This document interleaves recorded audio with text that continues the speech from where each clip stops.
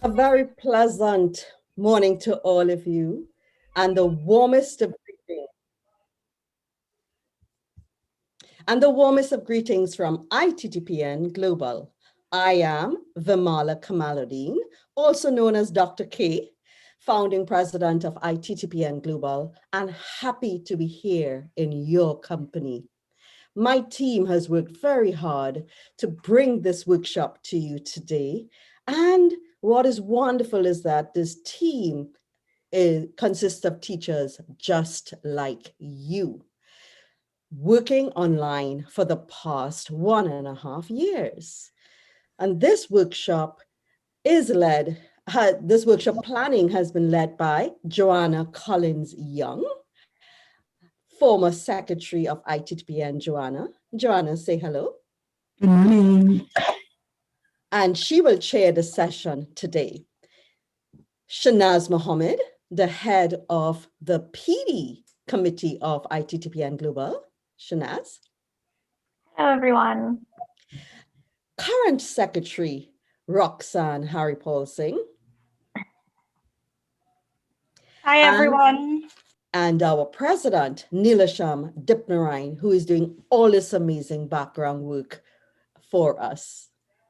We have hosted many workshops in the past. In 2020, when pandemic struck, we hosted the inaugural Bridging the Digital Gap, 21st Century Tools for the Teacher.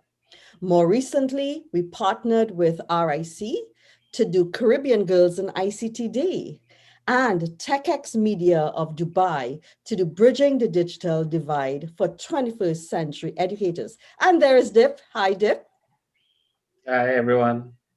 He's always our stalwart there for us at every point. Thank you, Dip. And our inaugural virtual action research symposium for IT, where we had so many our teachers presenting their action research that they did on the ground. This plus many more that we have done for parents, for students. We've partnered with schools like Holy Name Convent in Port of Spain most recently to do assessment online. And so today represents a unique collaboration for us. And this collaboration is where we get to sit back and relax and have two amazing facilitators take us through. And to learn more about today's workshop, I hand you over to Joanna, who will take you through what's going to happen today. Do enjoy.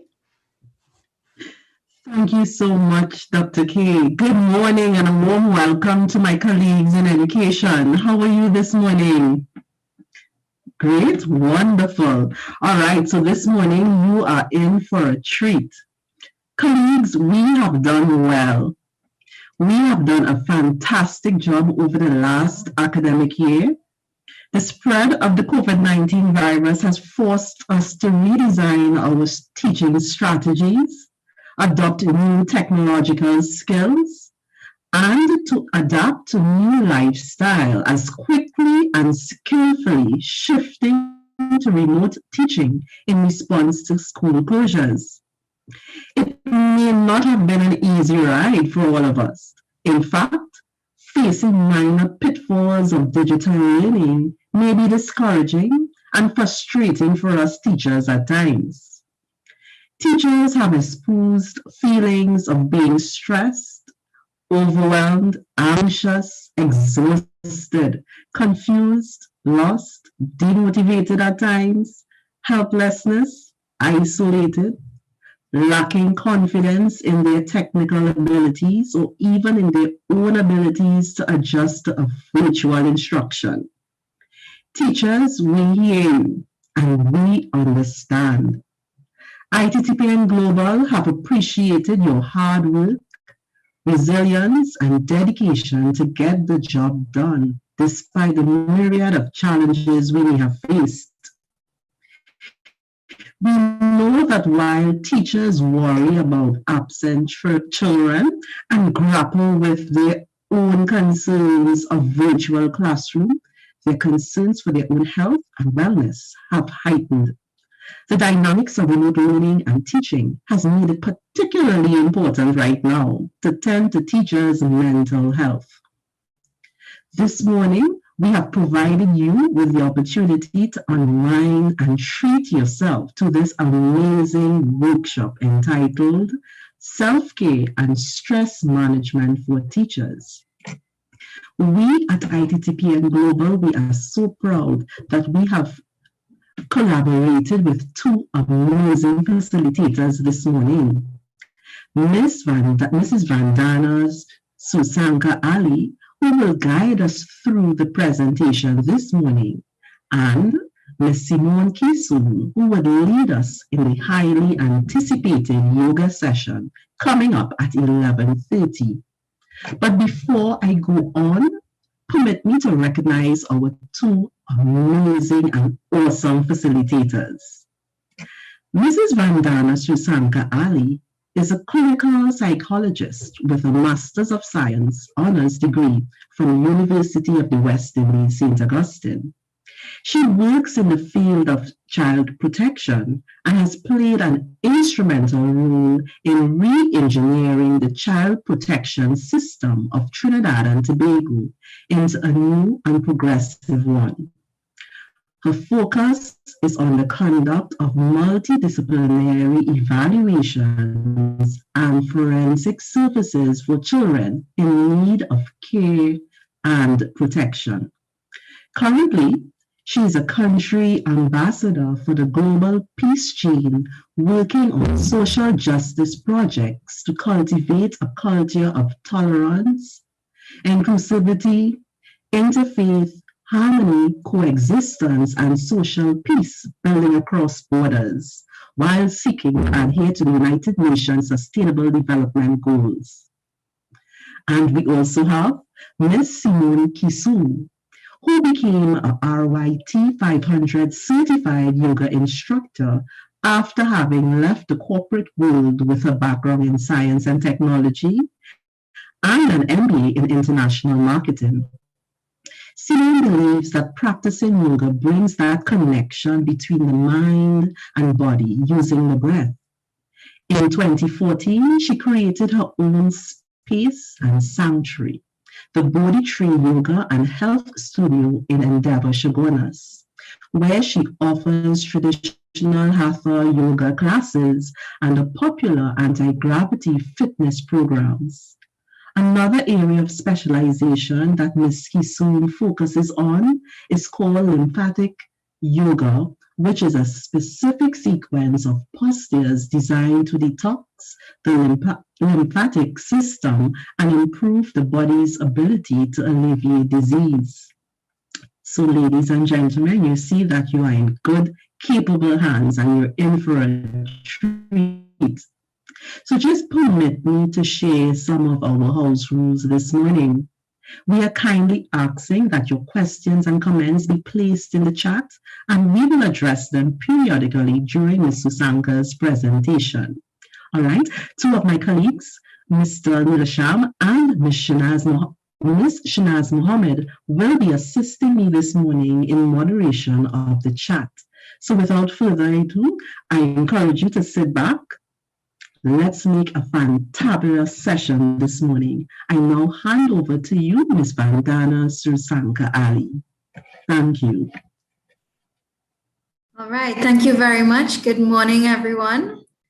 It is such a pleasure to be here. I feel so excited to talk to this group of persons because I feel so very strongly that teachers make the world. Right? You create every single profession that there is out there and you don't get enough recognition for it. And I can't imagine what you have been going through, jumping hurdles over the course of the last year to make this unprecedented challenge happen. And so I'm really thrilled to be here and to be able to share with you and to give you a little bit of skills that can make your journey better.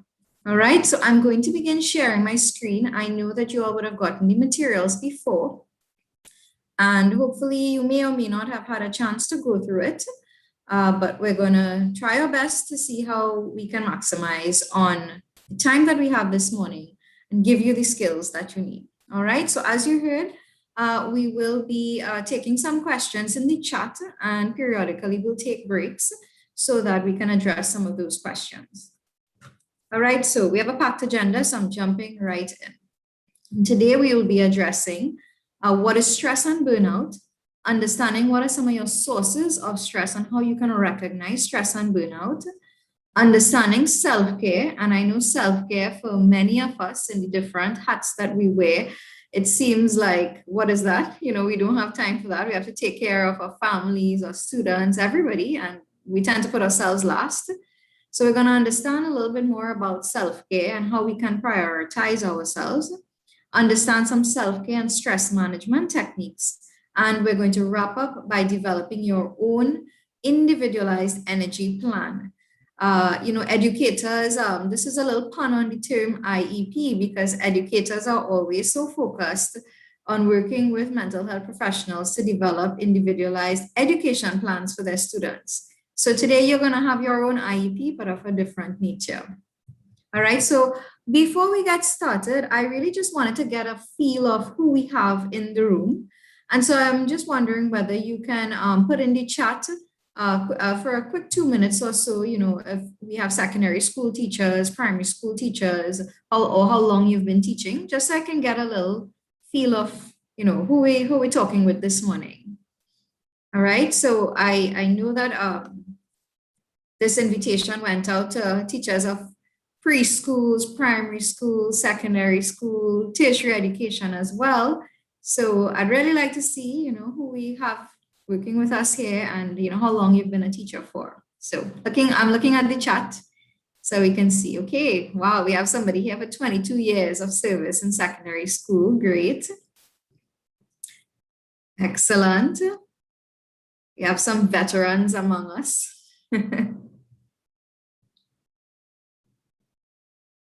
Wow, 25 years. I mean, that's like a lifetime of service and teaching. Wow. 31 years. I mean, I think this last year has been almost like 5 years in one, 10 years in one. So imagine all of you who've had so many years of experience. Wow. Okay, so I'm going to be doing this teaching to people who know much better than me how to teach. And hopefully I do it justice. Okay, so we're really just skill building today. Thank you very much. I'll keep checking on the chat to see. So feel free to continue adding your responses.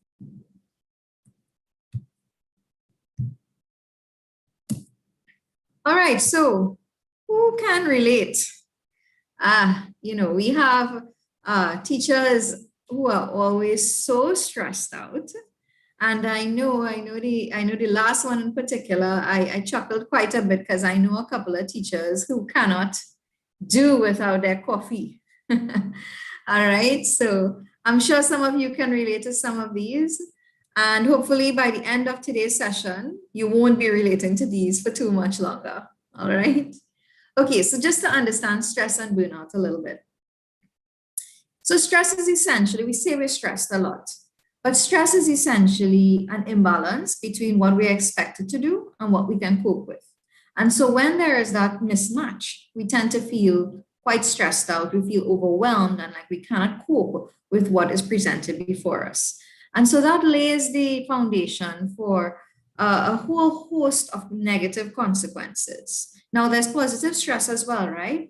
Stress doesn't always have to be negative. Stress sometimes gives us that motivation to push harder, but when it exceeds our ability to cope, that is when we become very tired, we start to have negative thoughts, we start to doubt ourselves, anxiety, fear, depression, anger, self-pity, all of these negative things that lay the foundation for mental health challenges. And there are three main tenets of facing excessive stress. And when we say you're burnt out, we're really talking about experiencing exhaustion, cynicism, and feelings of reduced ability.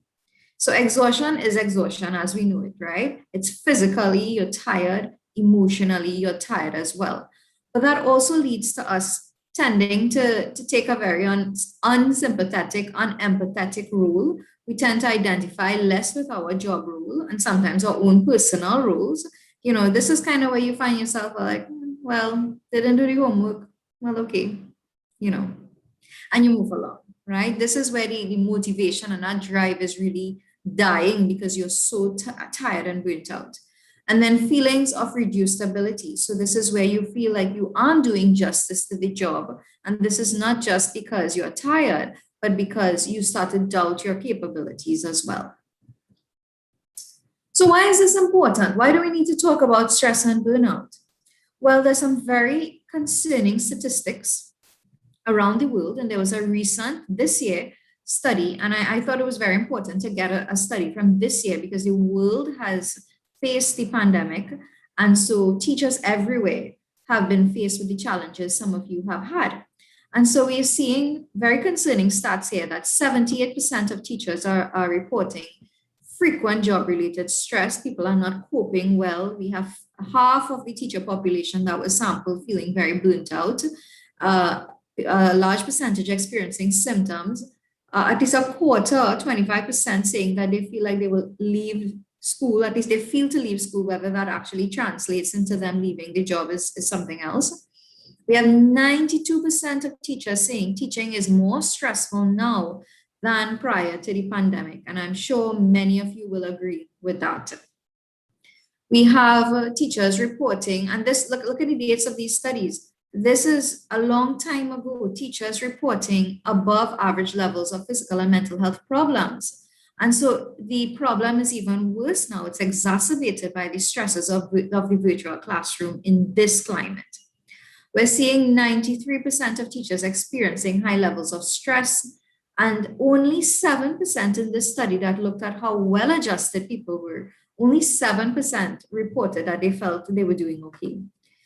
We also see that teacher stress contributes to teacher turnover. We've seen that teacher stress also negatively impacts the student-teacher relationship and actually has negative consequences for the behaviors of students. This study actually looked at whether there were a lot of conduct problems among students and disciplinary challenges. And we found that in environments where there was high teacher stress, this was actually correlated to a lot of behavioral problems among students as well. So, and I'm sure the relationship was very give and take, in that teachers felt stressed, they're not able to be physically and emotionally present for students, and the students have behavioral problems, but it's also some of the behavioral problems that are adding to the teacher stress as well. And so that is kind of along the lines of the next point as well. So we definitely have a problem. The teaching, the classroom environment is a stressful one. And we know now with COVID-19 and all of the new changes, the situation is much more dire. So what are some of the sources of stress? And I sought to think through what I understand some of the challenges to be and what some of the sources of your stress are.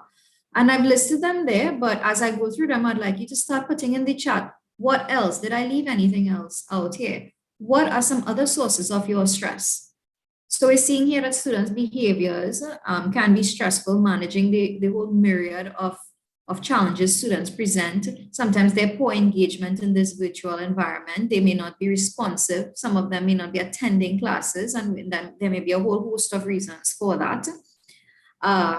Virtual online school, right? So that's a stress by itself.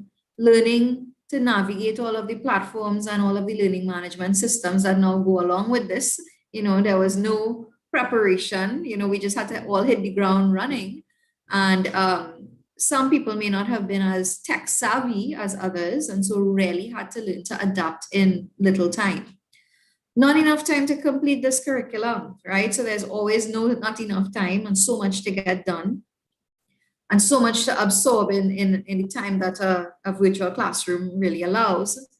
We have different learning styles and different needs of students, which has also become more complicated given that the ability to reach your students in a targeted way is quite different in this scenario. Not having the proper tools and equipment, having to manage childcare, it's a huge one while you're teaching, right? And especially if you have younger children who need a lot more supervision, if you have multiple children as well. So I know that's a challenge with your teaching and supervising children as well. Dealing with parents, right? Because I know parents are attending class too. So I'm sure that's a challenge as well. And household duties, you still have all of that to do. Your kids are home, so you probably have to still have meals ready, so all of those things. And then you have your own challenges, as we all do. All right, so I'm taking a look in the chat here to see. Yeah, business as usual, lack of parent support. Oh yeah.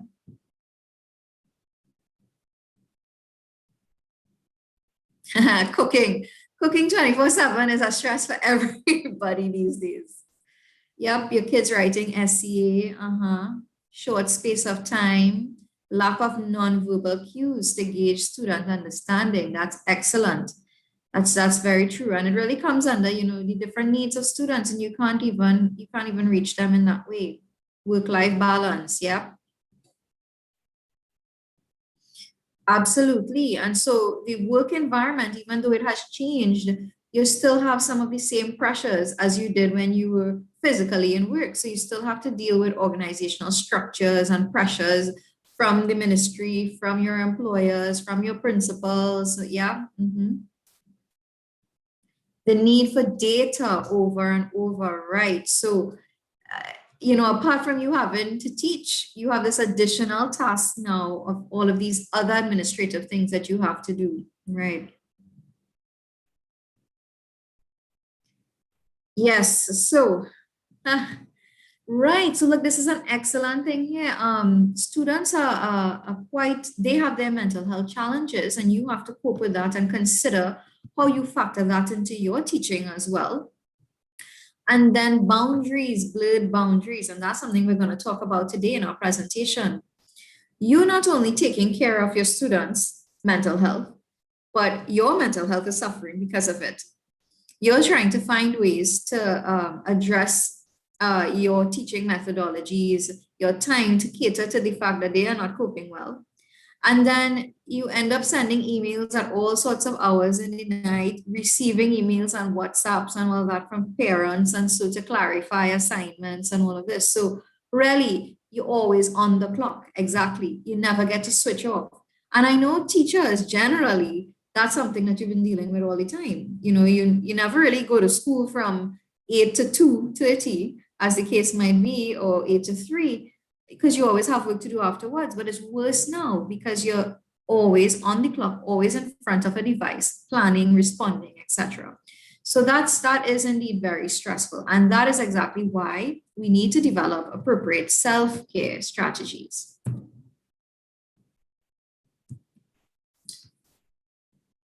My presentation seems to be stuck. Okay, good.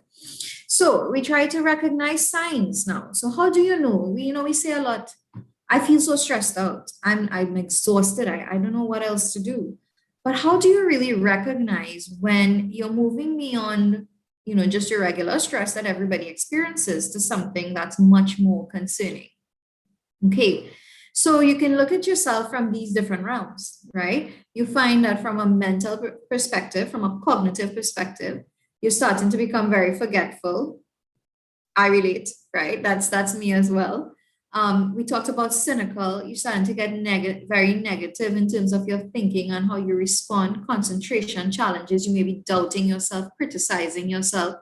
Your mood is vastly affected, right? Suddenly you find yourself being, you could tolerate X amount, and now that leash, you're on a tight leash, little things get you irritable. You can't empathize as easily. You find you're snapping. You might be feeling emotionally distant, numb, anxious, depressed. You might be feeling a lot of physical symptoms, right? So, when our mental state is not balanced, that tends to translate into our physiology as well. It affects our body. There's a whole mind-body link, okay?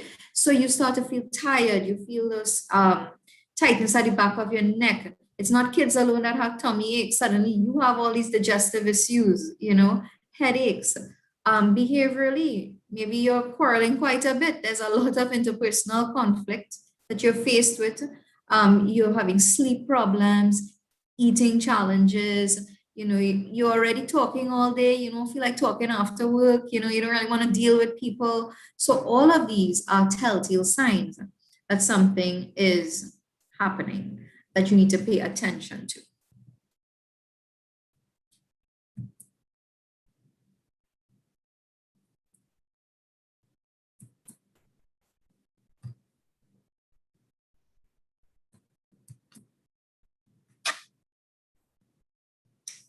We have a really lovely example here right now of how the virtual scenario can cause stress. My presentation is stuck.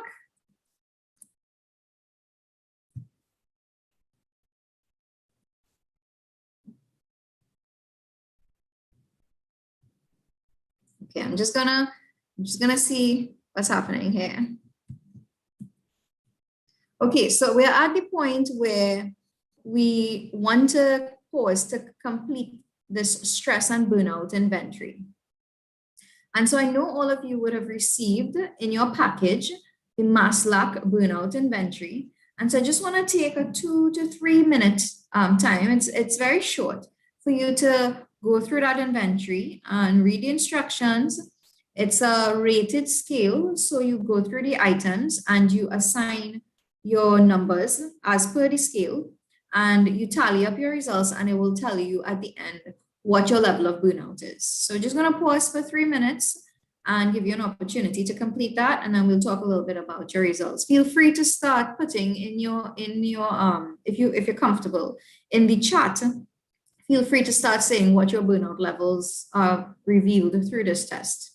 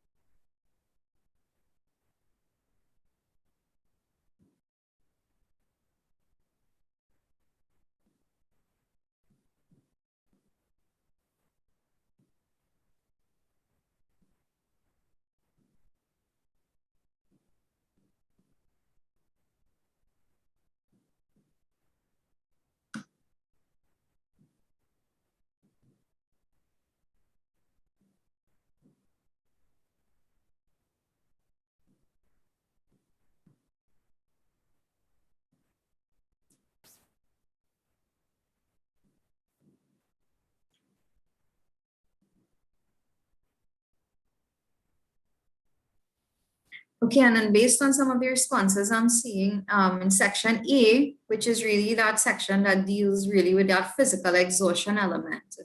I'm seeing that there's some persons registering moderate levels of burnout. Yeah. So in that middle category.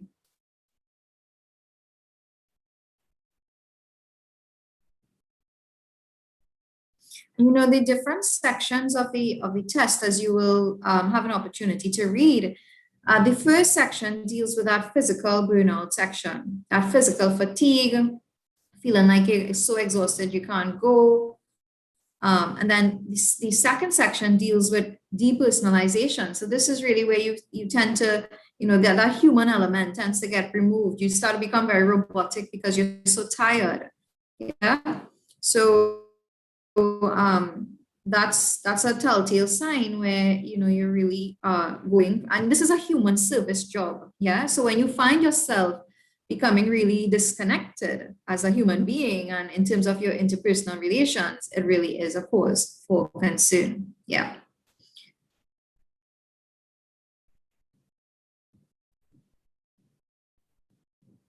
Yeah, we have somebody who is surprised by her low levels. Well, congratulations to you. That means that you have some good coping strategies that's helping you get through some of the time. And so hopefully when we get to self-care, you'll share with us what is working for you.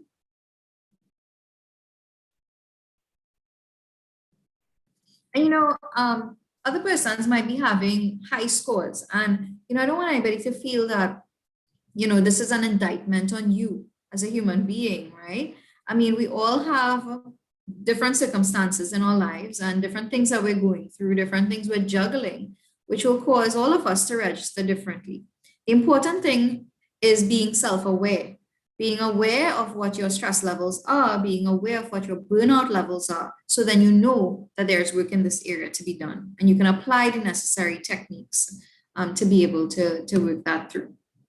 Yeah. Okay. All right. So I will invite you to continue if you haven't finished it up, to finish it up after our session. And as I said, to really have a look through the measure so that you can get an understanding of where you are at and be able to apply the necessary techniques to yourself. Okay. So our next slide is, let me see, I have to share my screen again,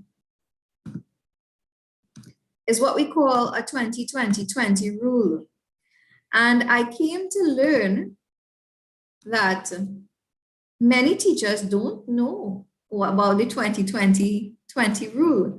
And so you're online all the time. So 20-20-20 rule means every 20 minutes you take a break and you look 20 feet away for 20 seconds. All right. It's really a little trick to help give your eyes that break to reduce eye strain. All right. So we've been going for a little bit more than 20 minutes. So at this point in time, let's look away from your screen and look at something at least 20 feet away for at least 20 seconds. All right. No cheating.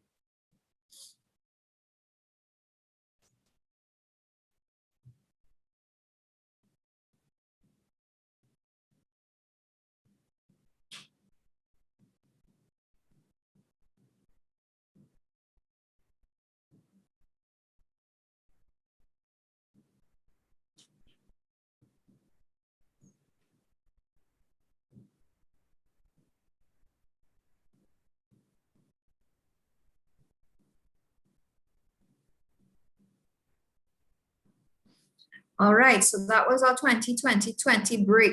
And I really want to encourage you guys to put this into practice. It's really helpful. Any optometrist that you go to will give you this recommendation now that we're all so much online. And it's really just to help you take that mental break, one, but also to really give your eyes that break. Yeah. All right, so let's get into what is self-care. All right.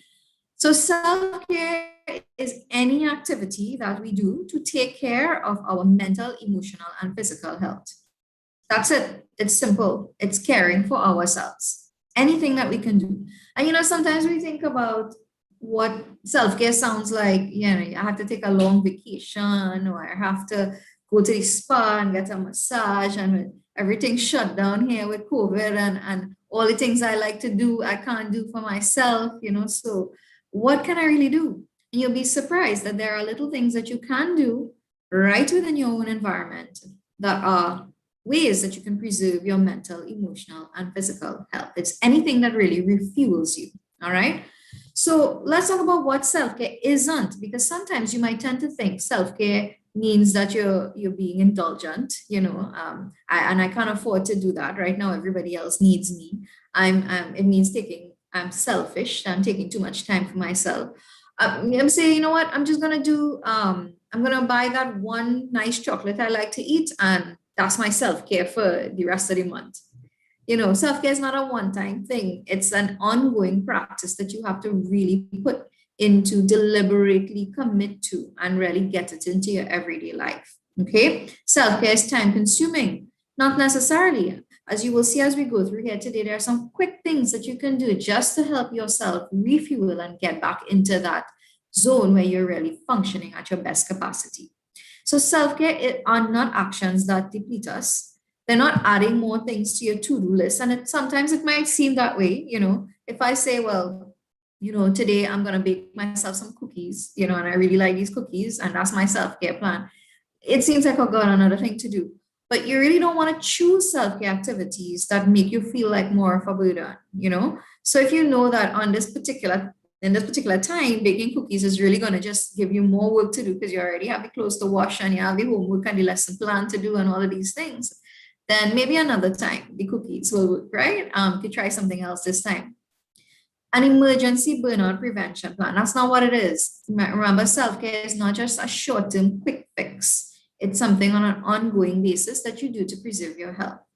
New Year's resolution. Okay, so we're all guilty of these, right? We set up these lofty goals for ourselves for the year, and we say, you know what, this year I'm going to focus on losing 10 pounds. I'm going to exercise every day. I'm going to make sure I practice my yoga every morning. I'm sure someone has heard it all.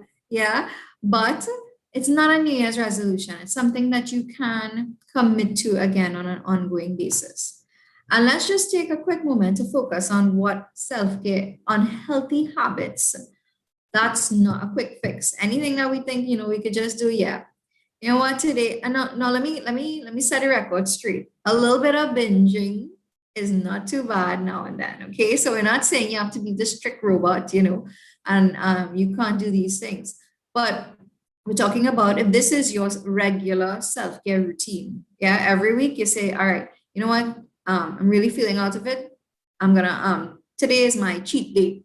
And every week you have a cheat day, or you know, and your cheat day is something that's so unhealthy, you know, where you smoke up, you know, the whole day, you know, you eat all the fatty foods, and you know, those things are not necessarily the best ways to promote self-care. Yeah. So I want to hear from you guys in the chat.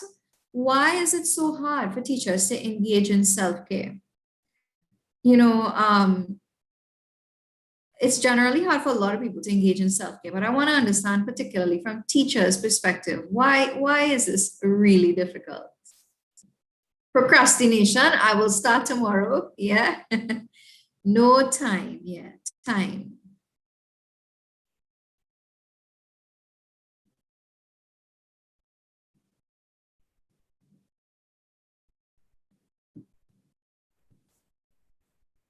Is that the reason, everybody? Limited time?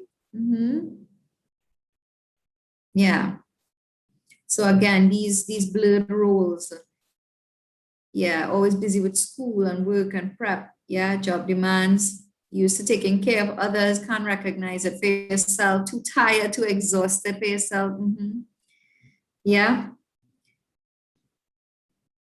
So far the general themes I'm seeing would be time, too much, you know, too much to do, too little time, not prioritizing yourself. Yeah, I tend to start and then fall off the wagon. Lack of boundaries. Yeah, that tends to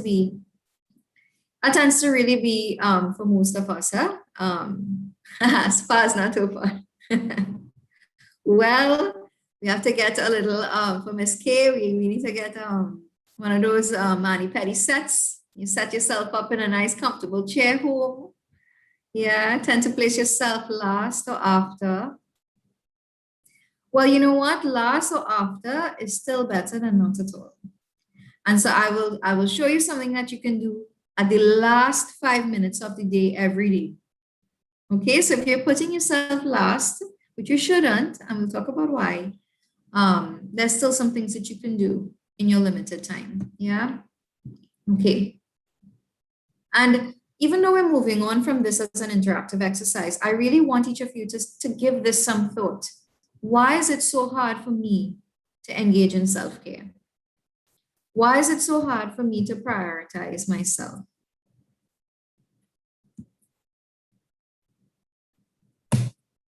Right now, my question is, why is it so hard to switch a slide?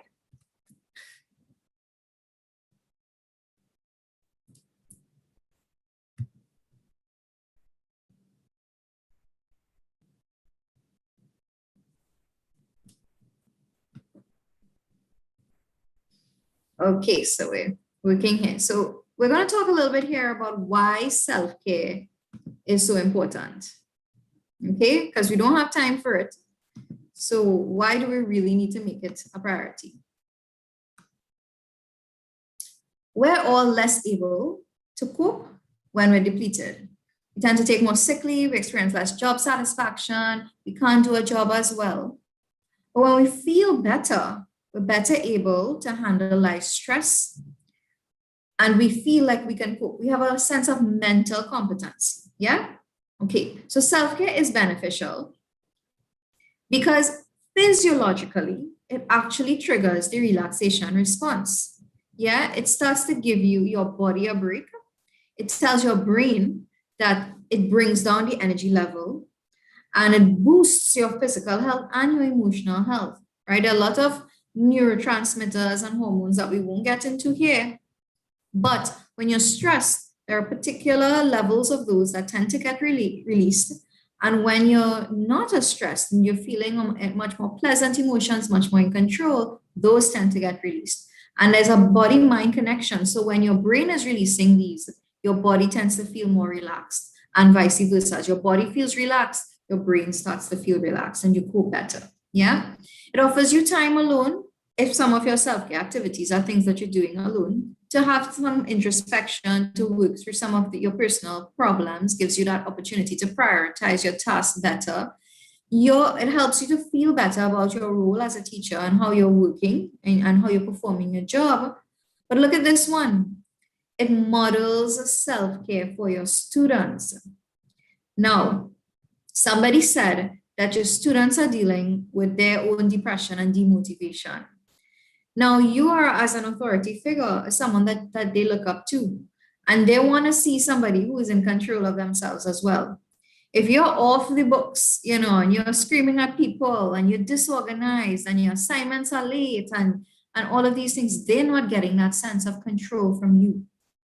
Right? So they're looking to you, not to add the pressure again, but, they're looking to you for that sense of self-care and control so that they learn what is healthy functioning as well.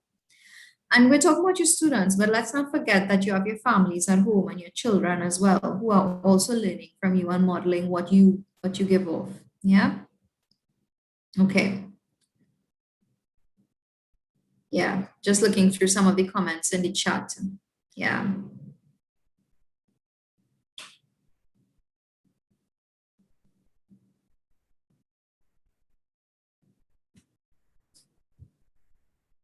Okay. This slide.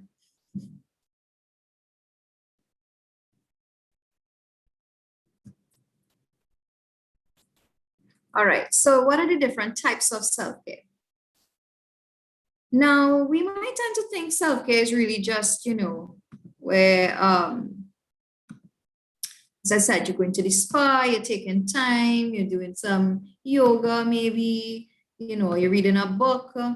But self-care is more than those things. Self-care falls into each realm of our lives. There's the emotional type of self-care, and these are the things that really help you to connect and process your emotions. So this might be where, you might need to talk to somebody. It might be a therapist, yes, or it might be just someone in your immediate social circle where you can really kind of just vent and get those things that you're feeling pent up inside out.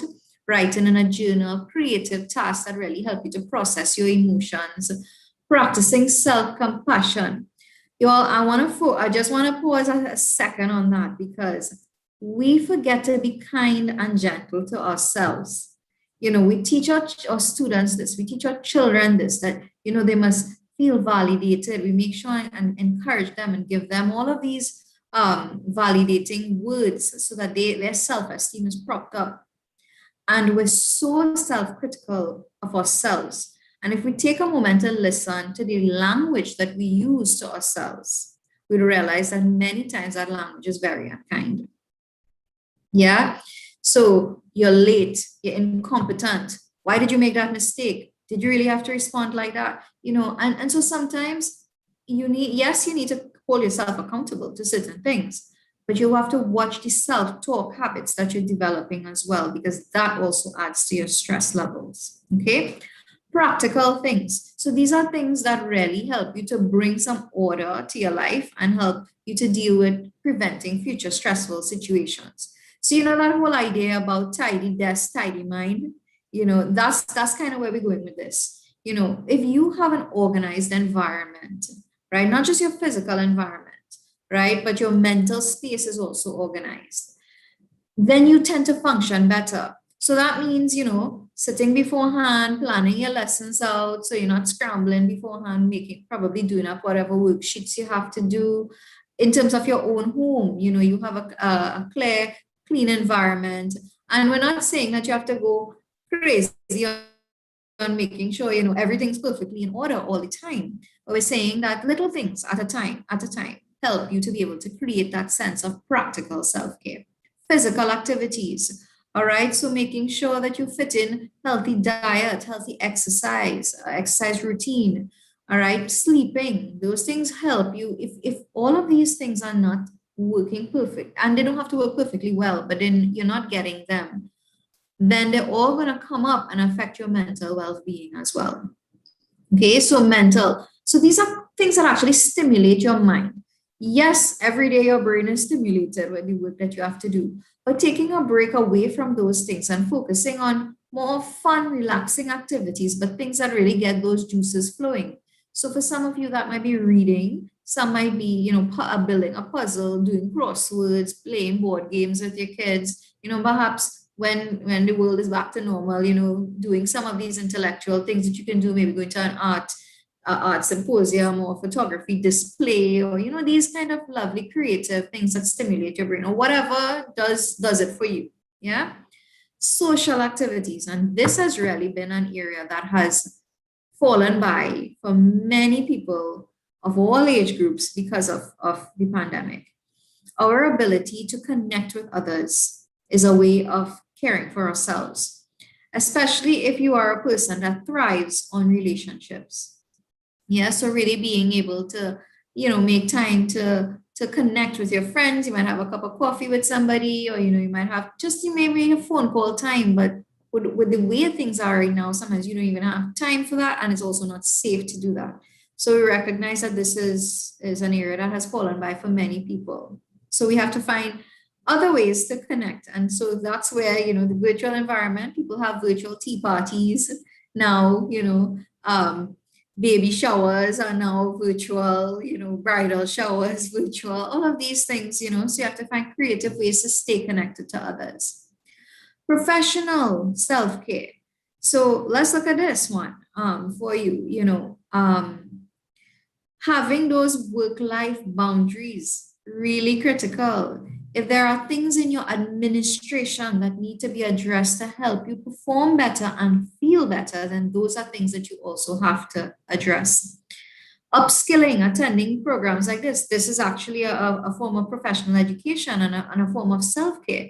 So this is excellent for those of you who have chosen this program to subscribe to today. Spiritual, things that help you to connect to a higher power. And that does not necessarily have to mean religious activities. It can mean things that really kind of bring the mind, body, spirit, and all of that energy together to really help you find that sense of mindfulness and calm and peace. Yeah. Financial self-care, which is really trying as best as you can, and things are very difficult for many people right now being out of jobs, but really planning for your finances so that you don't, as far as possible and within your control, you're not in a position where you're always stressed by your financial situation. Okay. So I will take a little victory there. My slide worked well as I navigated to the next one. So let's understand what are some general self-care and stress management techniques. These are general things. Anybody, no matter what your profession is or what you do, you can do some of these things. And I'm sure these are the things that you are very familiar with. Yeah. So, as I spoke about those things that you do for your body, also the things that you do for your senses. Ms. K, this one is for you, body care, engaging your senses. But for other people, taking a quiet stroll, reading a book and getting engulfed into the world of reading, that's a big relief for many people. Connecting physically with your loved ones and your pets, creative exercises, and teachers are some of the most creative people I know, always making the best out of very limited resources. Engaging in some leisure activities. A lot of people have discovered new skills and talents during this time. A lot of people have been gardening, people have been transforming their homes or their backyards, learning a new skill. People have done a lot more painting and mask making and all of these things. I'm not sure if we have many males on our program today, but maybe there may be other things they may be into as well, some car detailing, some photography, all of these things. You have to find what works for you. And yoga and meditation, highly recommended, but I'm not going to touch it because I know Simone is going to talk to us and show us exactly what we should be doing. Self-care involves cutting out the things that add to our stress or unhealthy habits, right? So we talked about this a little way back. Let's just look at this one, watching news regularly. So, this is a source of stress for a lot of people because it exposes us to this ever-present danger that is COVID-19. And yes, it's important to stay current and aware of what's going on. But sometimes if you find yourself every time you're watching the news and then you switch to Facebook or Instagram and that's all you're seeing as well, a lot of reminders of how many cases, how many deaths, all this trouble about which vaccine is the better vaccine, and you can't get your appointment date yet to get vaccinated, and all of these things adding to your stress levels.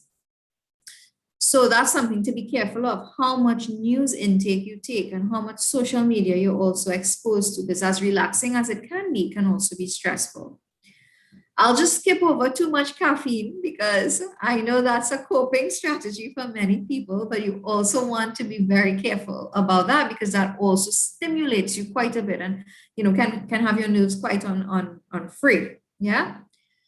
And so taking time for yourself, mindfulness exercises like deep breathing and guided imagery and some of this visual work. And so we'll talk about that as well. So it's about that time again that we take that 20-20-20 break. And so I invite you again, 20 seconds to look away, 20 feet away. And this has been a 20-minute break. So 20 seconds, let's go.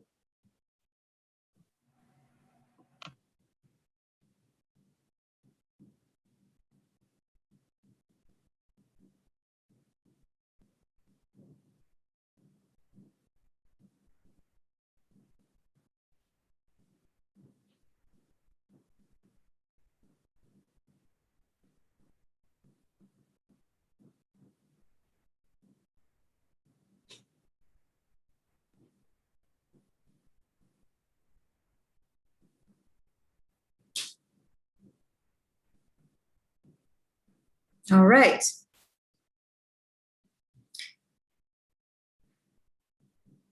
All right, so just looking through the chat here a bit.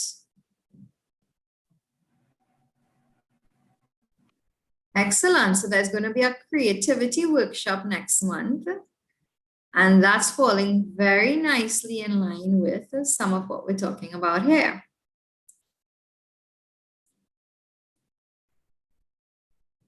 All right, great.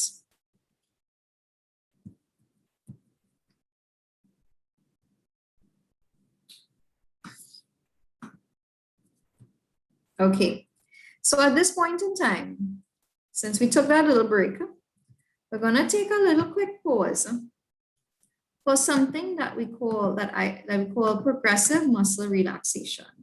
And this is a nice exercise that I'm going to teach you to really help you relax those muscles and really release some of that tension that you have.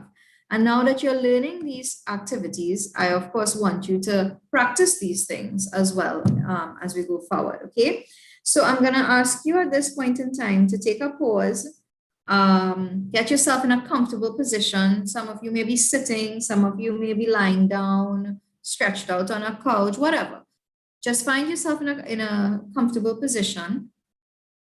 Either feet planted firmly on the ground if you're sitting, or your legs stretched out, your palms. So take your hands away from the computer and just rest them. Get yourself in a relaxed position. Yeah? Okay. And essentially what progressive muscle relaxation is, it's an exercise that really helps to reduce the stress and anxiety in your body by having you tense and relax different muscle groups. Yeah, and it gives you that immediate sense of relaxation once you start to practice it very frequently. Now, it doesn't take a lot of time, and as you will see, it's really about getting yourself away from that zone of always being in the go and really just trying to calm your mind and calm your body as well. Okay, so shut your eyes, close your eyes if you're comfortable doing so, and I want you all to begin by taking a really deep breath and noticing the feeling of air filling up in your lungs. Hold your breath for a few seconds and release your breath slowly. And imagine the tension in your body slipping away. Taking another deep breath and hold. And release slowly. Now, even slower now, take another deep breath in. Fill your lungs and hold the air.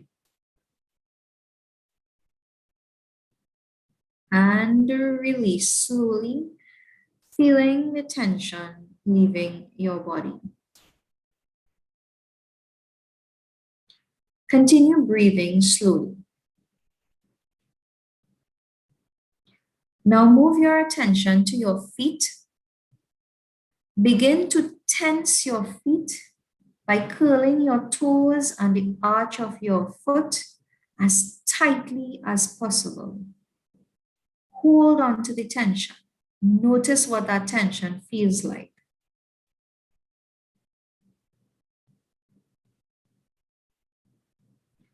Now release the tension in your feet.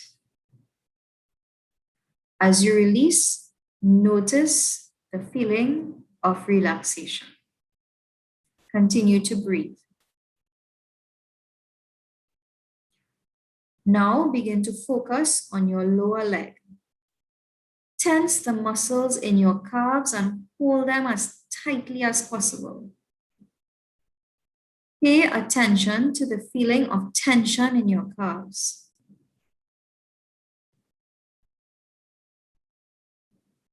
And release slowly, feeling the tension from your lower legs washing away. Continue taking deep breaths.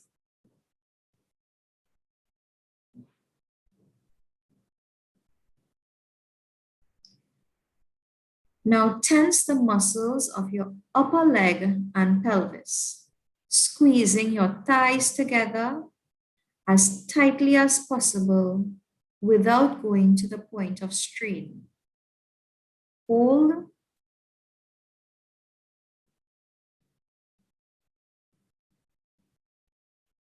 And release, feeling the tension leave your muscles. Now begin to tense your stomach and chest.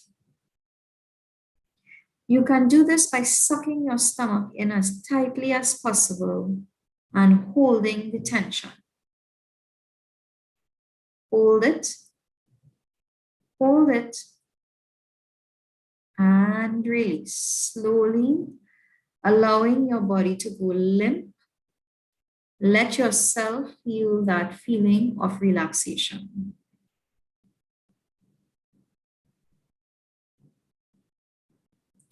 Continue taking deep breaths, breathe in slowly, hold, and release. Now tense the muscles in your back by bringing your shoulders together behind you. Stretch your shoulders and feel the tension in your shoulders and back. And release. Release the tension from your back. Feel the tension slowly leaving your body and how different you feel when you let it relax. Now tense your arms all the way from your hands to your shoulders. Make a fist and squeeze all the way up to your arm. Squeeze and hold it tightly.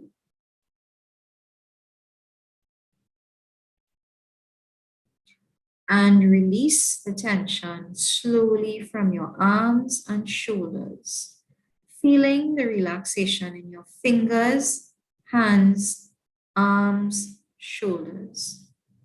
Notice how your arms feel limp and at ease. Now move up to your neck and your head. Tense your face and your neck by crunching the muscles around your eyes and mouth. Squeeze your eyes and your mouth together as tightly as possible.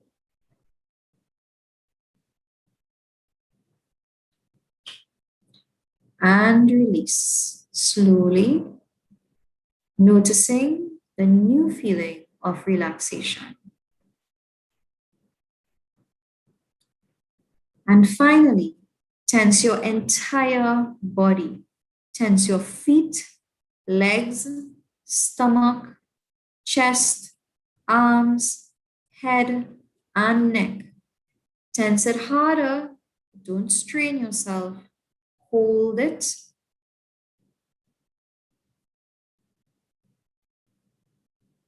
And release, allowing your whole body to go limp. Pay attention to the feeling of relaxation and how different it is from the feeling of tension. Breathe in.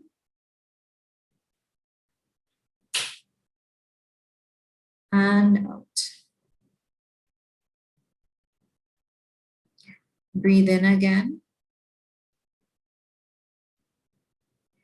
And out. Continue breathing and begin to slowly wake your body up by slowly moving your muscles, adjusting your arms and legs. You can stretch if you feel so, and open your eyes when you're ready.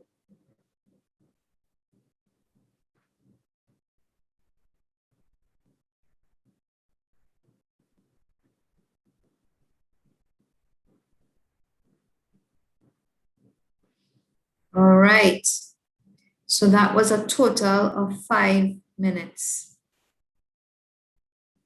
I'd like to see how some of you guys are feeling in the chat. Feel free.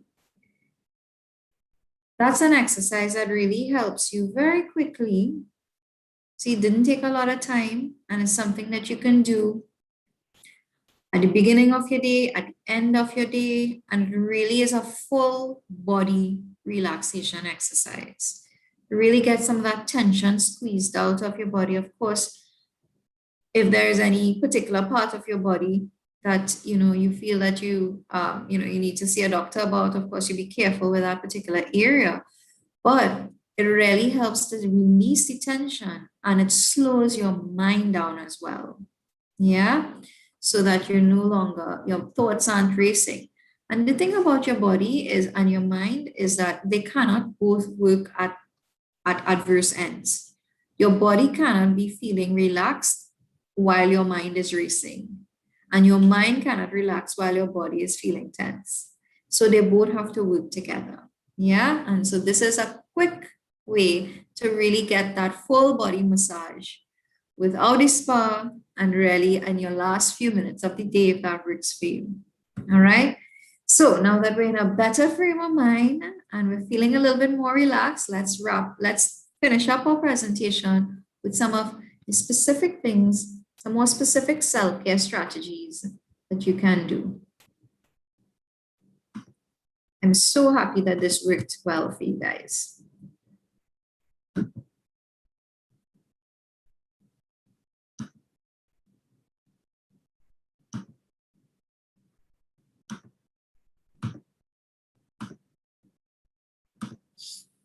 Okay, so we talked about some of the general self-care techniques, but here are some really specific things for educators. Yeah. So let's talk about, we did a lot of things about our body there and our mind, but we cannot underestimate the importance of healthy mindsets and the way we think and how that affects our body. Yeah. So I spoke about self-compassion. You need to be very realistic and gentle with yourself as you create your new normal. You may be holding yourself accountable to some very high standards, and feeling a lot of time pressure and a lot of pressure on yourself as you go through this. You have to be patient. This is a new environment for everybody. You might want to consider looking at changing your teaching methodology to make it a little bit more manageable for yourself and your student. Now, I've simplified it here. I know it's not this simple, but it's to encourage you to think about, instead of trying to deliver, A to Z of a particular lesson, you may wish to consider, both for yourself and your student, if breaking it up into smaller chunks might be more manageable across time. That's just something to think about, and you may want to give it some thought. You would want to look at thinking away from just, my job is here to deliver a particular curriculum, and that's the end of my interaction. You want to look at having positive interactions with students, parents, and colleagues. Now, I know that's a two-way thing. It's not just on you alone. And sometimes it's very difficult when you're getting the resistance on the other side. But students in particular learn better when they feel a sense of connection with you as a teacher. And I know I don't have to tell you guys that you guys are veterans in this field, right? But really trying to move beyond just that practical aspect of your job and really connecting with the students so that for yourself and for them, it's less stressful. We spoke about being aware of the stories you tell yourself and developing a positive self-talk habit. Really stop and pay attention to the things, thoughts you are having, and some ideas that you might want to look into. Some people find benefit in having what we call a thought log, right? Where you find yourself at the end of the day reviewing, what are some of the things I told myself today when I had this situation? And you find at the end of the week, you look back at your thought log, or even at the end of the day, and you might be surprised at some of the things, of the thoughts that pass through your mind, and particularly things that you told yourself about yourself. Yeah. And it really helps you to identify those negative patterns and work towards developing a more positive self-talk habit. Stay focused and remember that emotions are very contagious. So if you're feeling very, you're in a bad mood, people feed off your energy. Your students in a bad mood, you feed off their energy. Your principal or your boss or your colleague in a bad mood, you feed off each other's energy. So strive as best as possible doing this mind-body pause that we just did to really kind of focus on zooming in and being mindful about what you're feeling and what you're putting out there. So that if you try to keep yourself in a positive frame of mind, you also chance that other people will feed off that energy as well. And we've talked about that physical and mental break from the screen. Focusing on a solution-focused approach instead of focusing on the problem. Yeah. So, we are all guilty of sometimes analysis paralysis. You get a problem and you're thinking through the entire thing and breaking down the problem. But how about moving away from the problem and getting to the solution? All right, so we have this problem. Can we look at it in this particular way? Is there a different way that I can look at the problem? Are there previous solutions that other people have tried? Is there something I have not thought about before? Am I sure that the way I'm thinking about this is the way to look at the situation? What if I tried this and it worked? These are different ways to get your brain away from the problem and towards the solution. Reframing, very, very critical skill set to develop. So reframing means changing your negative thinking into positive thinking, right? So it's about, essentially looking at you have a particular way you're looking at a situation, change that language and look at it in a different way. So there's just some examples here. In terms of the negative thinking, we're forced away to stay away from people and our favorite places. Things so boring. I'm feeling so, limited in terms I can't do nothing. But instead, you can look at it like, we're keeping away from people so that we stay healthy and safe. The situation will not last forever, and one day things will be back to normal. That's a way that you reframe negative thinking to positive thinking. And this applies not just in the education environment, but across the board. Yeah, in all areas of your life. Of course, looking for meaning and lessons and opportunities and the challenges, gratitude. So they're emerging, I'm a big, big, big advocate for gratitude. There are emerging scientific studies now that show that practicing gratitude actually rewires your brain, because your brain cannot simultaneously feel gratitude and feel stress at the same time. So there are different ways you can do that. At the beginning of your day, you might choose to start your day by saying, what are 3 things that I feel grateful for today? And they're simple. It doesn't have to be anything fantastic. I'm grateful that I was able to wake up this morning. I'm grateful I have food on the table, and I'm grateful for this 1 minute of peace before the children come and get me. Yeah. And every day you do 3 little things that you're grateful for at the end of the day, as the case might be. We have a little tradition at home, and you might want to look at, some of your own techniques that you can put into practice, where every week I have everybody in the house write on a little sheet of paper what was one thing you were grateful for this week. And you put it into the paper, and we have a jar, right? We call it the gratitude jar. Nobody sees what you wrote, and you put it in that jar. And every week you put something in that jar. There has to be one thing you're grateful for. And on All Year's Day, we open up the jar. So we should have loads and loads and loads of entries from over the year. And we read on All Year's Day, what are these little things that we were grateful for? Some of these things you forgot about. They were so minute in detail, but it meant something to you that week. And at the end of the year, it's a lovely way to kind of remember all the things that you felt grateful for over the year. Now, that's just my family tradition. You can think of different ways that you can show appreciation and gratitude. Yeah. Fun and laughter, right? That's a big stress relief. Connection and identity and a sense of belongingness. This is also a way that you can self-care. And so your staff room culture is lacking now. You can't, rely on some of that camaraderie that you had from before, but it doesn't mean that it has disappeared. It means that now you can connect in other ways, but don't forget to connect. Don't think that this virtual environment now means that you're now isolated. And if you do feel isolated, make sure to reach out for support. If you have persons that you can talk to, if you don't have persons that you can talk to, there are always, support groups available. There are helplines that you can call. There's always somebody there who's ready and willing to listen. Okay. So don't ever feel like you have to do it alone. Boundaries, boundaries, boundaries. We talked about boundaries before, feeling like there are so many blurred boundaries. First of all, physical boundaries.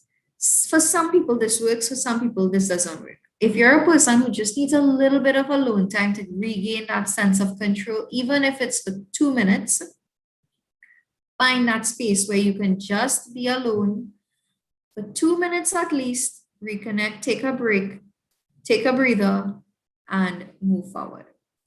Say when you need space, all right? Now, I know for those of you who have little kids or babies, as the case might be, you can't really take too much space, somehow they smell when you're ready to take space and they need you more than ever, all right? But if there's somebody who can help you keep the kids a little bit for some time, you communicate, say, I need that break. Create a workspace, right? If it's possible, if you have the room, so that your workspace is separate from your living space. If you have a separate room, or a designated corner even, that you can say that's your workspace, so that you don't bring work into the bedroom and you're not sitting on all over the living room, so that you kind of maintain that mental distance. You're able to create those boundaries as well, if it's possible. If you're supervising your own children's schooling whilst you're teaching, you need to be realistic with yourself, what you can do, what you can't do. Of course, creating schedules for yourself, for others, identifying times that you're going to focus on your work and the times that you're going to focus on the children, knowing when you need to ask for help, being very clear with your employers about what you're struggling with and what you can and cannot do. I mean, if you don't set your boundaries, you can't expect other people to be able to honor them. Communication norms, you need to also communicate that. You need to say what is okay for people to reach you and what is not okay. So if you're available up until 5 p.m., then you need to make that very clear to parents.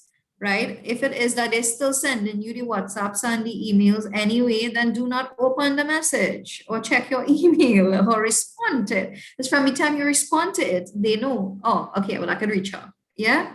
So you have to decide what is the appropriate communication norm and expectation for you and communicate that very clearly and abide by it as far as possible.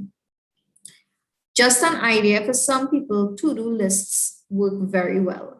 And so if you're a person who does to-do lists like me, then scheduling your work and making sure you assign your work to a particular time can also help you to keep you on track.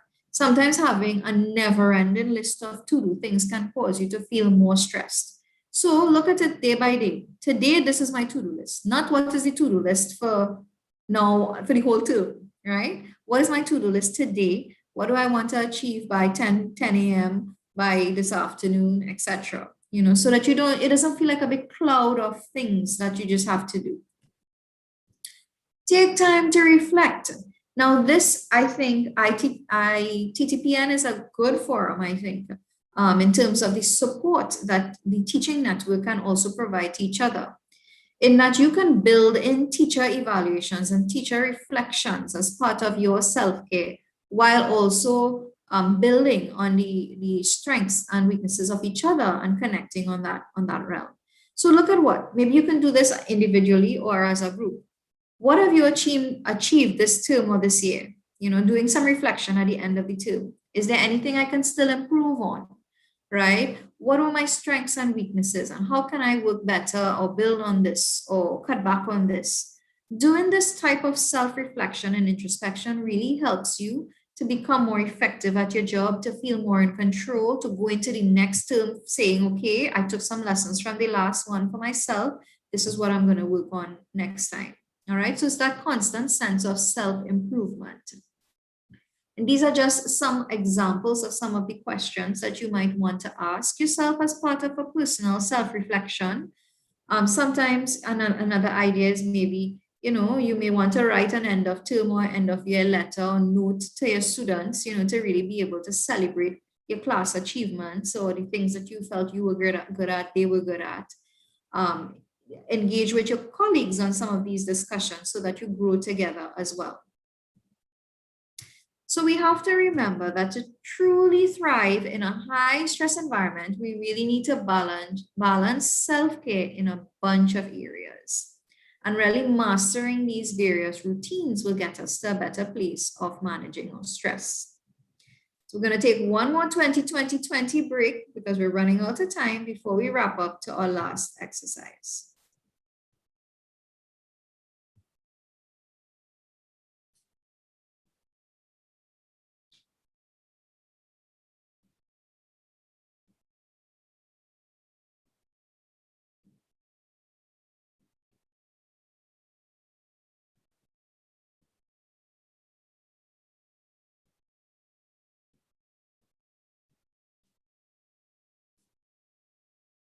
All right, so that's our 20-20 break there. Back to our screen. And just to say that sometimes your best self-care routines may not be enough.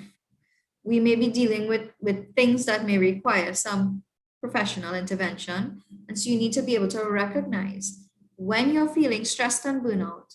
But if you find that the stress and burnout is causing you moderate to high levels of distress, you're feeling it more days than not, the feeling is very intense. And it's also, accompanied by this sense of helplessness, hopelessness, other mental health symptoms.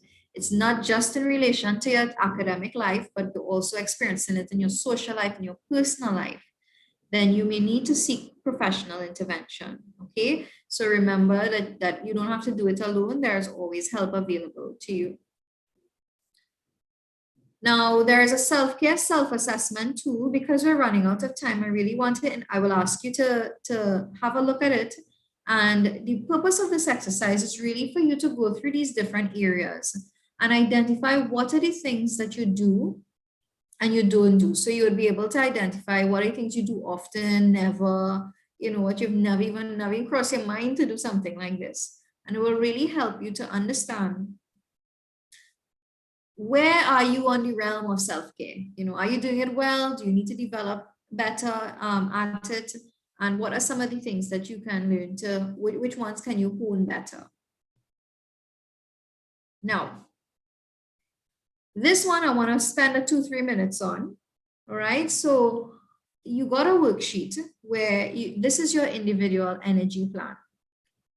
And this is what you have to identify. And as I'm talking through it, please engage with your worksheet and start to jot down some points. We've kind of talked about it already. What are some of your current self-care practices? What are some of the things you do to self-care? Right? Start jot down just 2 things at least.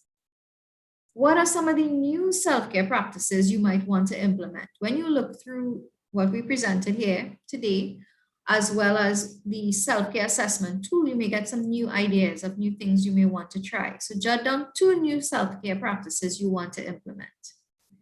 Think about what might be some of the obstacles to implementation. So, time, I know, is a big one. That's a big one everybody gonna write down. I know that, yeah?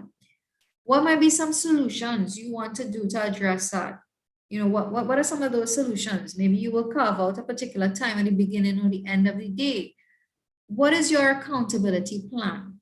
So just to look at that sheet, you will see in that sheet, I'm just putting it up here, at the end of it, this week or month, I commit to, and you want to say at least one thing that you want to try. I want to do this because, and you state why that's important to you. I will accomplish this by doing what? What will you do to make space for that, to make time for that, to make room for that? And is there a particular time frame that you want to implement this by? And I will practice this how often or in what way? All right, so this is your accountability plan to really holding yourself accountable to achieving this self-care routine.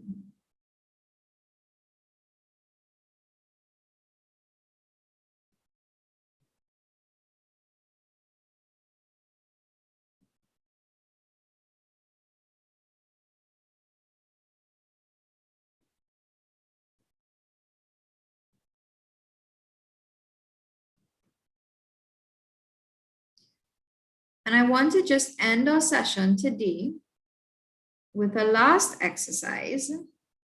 I know you will have some time. I really encourage you to continue to work on this energy plan and don't let it just be another thing you get from another workshop. All right, but this is really, investing in your own self-care. So I just want us now, put it aside for a brief moment, and we'll just spend the next 3 minutes wrapping up this presentation with another technique that you can learn to really help you unwind at the end of the day. And this will take us very nicely into our next segment. Okay, so I want you to listen to my voice, close your eyes, get yourself in a comfortable position again. And focus on your breathing and get yourself in a very comfortable space. When you breathe, I want you to breathe in while your tummy pushes outward. Many times when we breathe very much on our chest level, which is a shallow breathing. But we want to breathe very deeply. Feel that breath coming all the way from your diaphragm. And breathe in, pushing your tummy out. And breathe out with your tummy going back in. So breathe in. And breathe out. So you're breathing in through your nostrils and breathing out through your mouth. All right, so let's practice that for a minute. Breathe in, inhale, 2, 3, and breathe out, 2, 3, 4. All right, so you're breathing in with me on a count, holding it, and then breathing out on a count as well. Breathe in, 2, 3, and hold, and breathe out, 2, 3, 4. Breathe in, 2, 3, and breathe out, 2, 3, 4. Breathe in and breathe out. Continue breathing. And in your mind's eye, I want you to imagine a place that you feel happy and relaxed.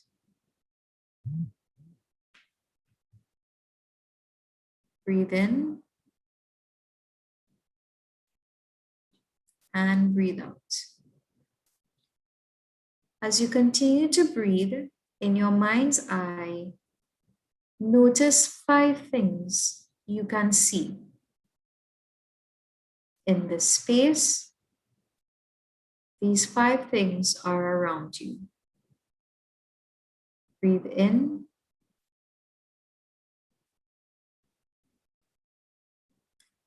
and breathe out. Continue breathing. And now in your mind's eye, focus on 4 things you can hear. Listen to those sounds.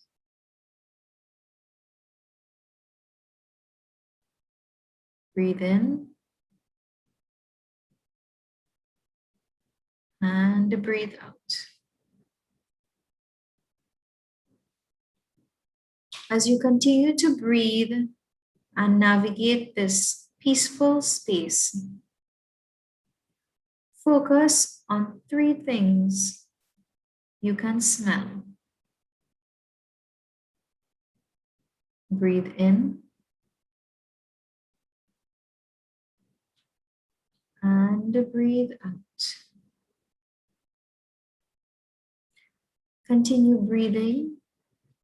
Notice the things you can see, hear, and smell. And now focus on 2 things you can touch. Breathe in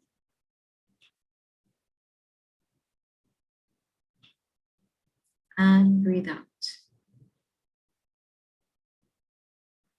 Continue breathing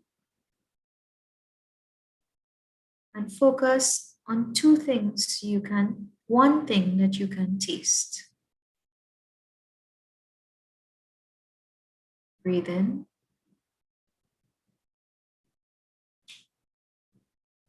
And breathe out.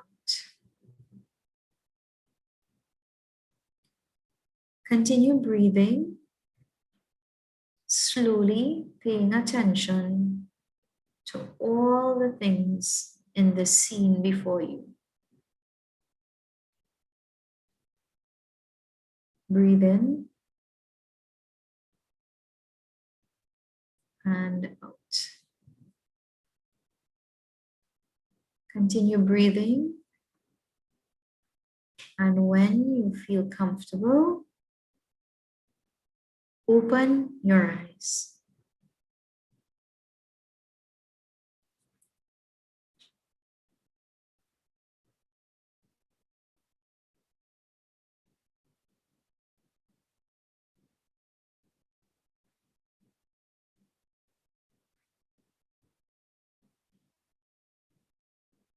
All right, ladies and gentlemen, so that brings us to the end of our presentation. I hope that you are feeling a bit calmer and more relaxed than you began with. I hope that this presentation has given you some skills and some tricks that you can put into practice. And there are other things I hope that you would have gotten from these slides on our self-care tips. I want to encourage you to complete your self-care assessment tool and your energy plan, and to commit and to abide by it. Thank you very much, and continue the excellent work that each of you are doing. All right. Thank you so much, Mr. Sanka Ali. Excellent presentation, comprehensive, and very timely, I must say. Thank you so much for demonstrating those stress management techniques and reminding us of the importance of self-care. As teachers, we are not alone, definitely, but we owe it to ourselves. I'm definitely going to try that self-thought log habit, all right, and try and adopt that. I just want to echo some of the sentiments I'm seeing on the chat as well. All right, they really enjoyed the presentation, and they're also expressing their gratitude. So once again, thank you so much. At this time, as we transition into our yoga session, I just want to invite persons to grab their water, get their mat, which is optional. I know that we would have sent the requirements to you. All right. If you do not have a mat, the chair that you are sitting on currently is quite fine.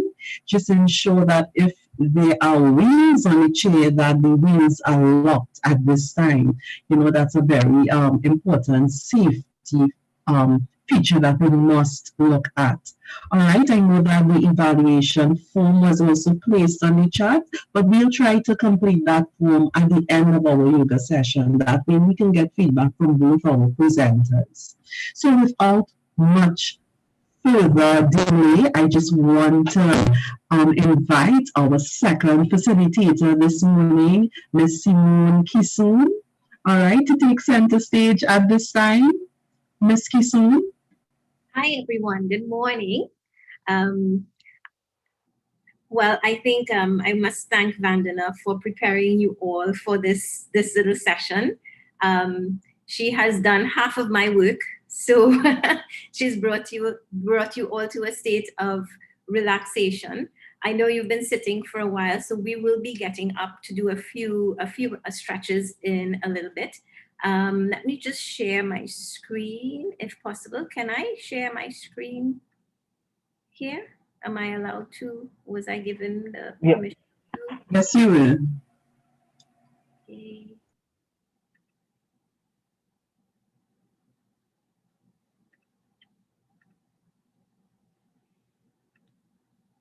Okay. And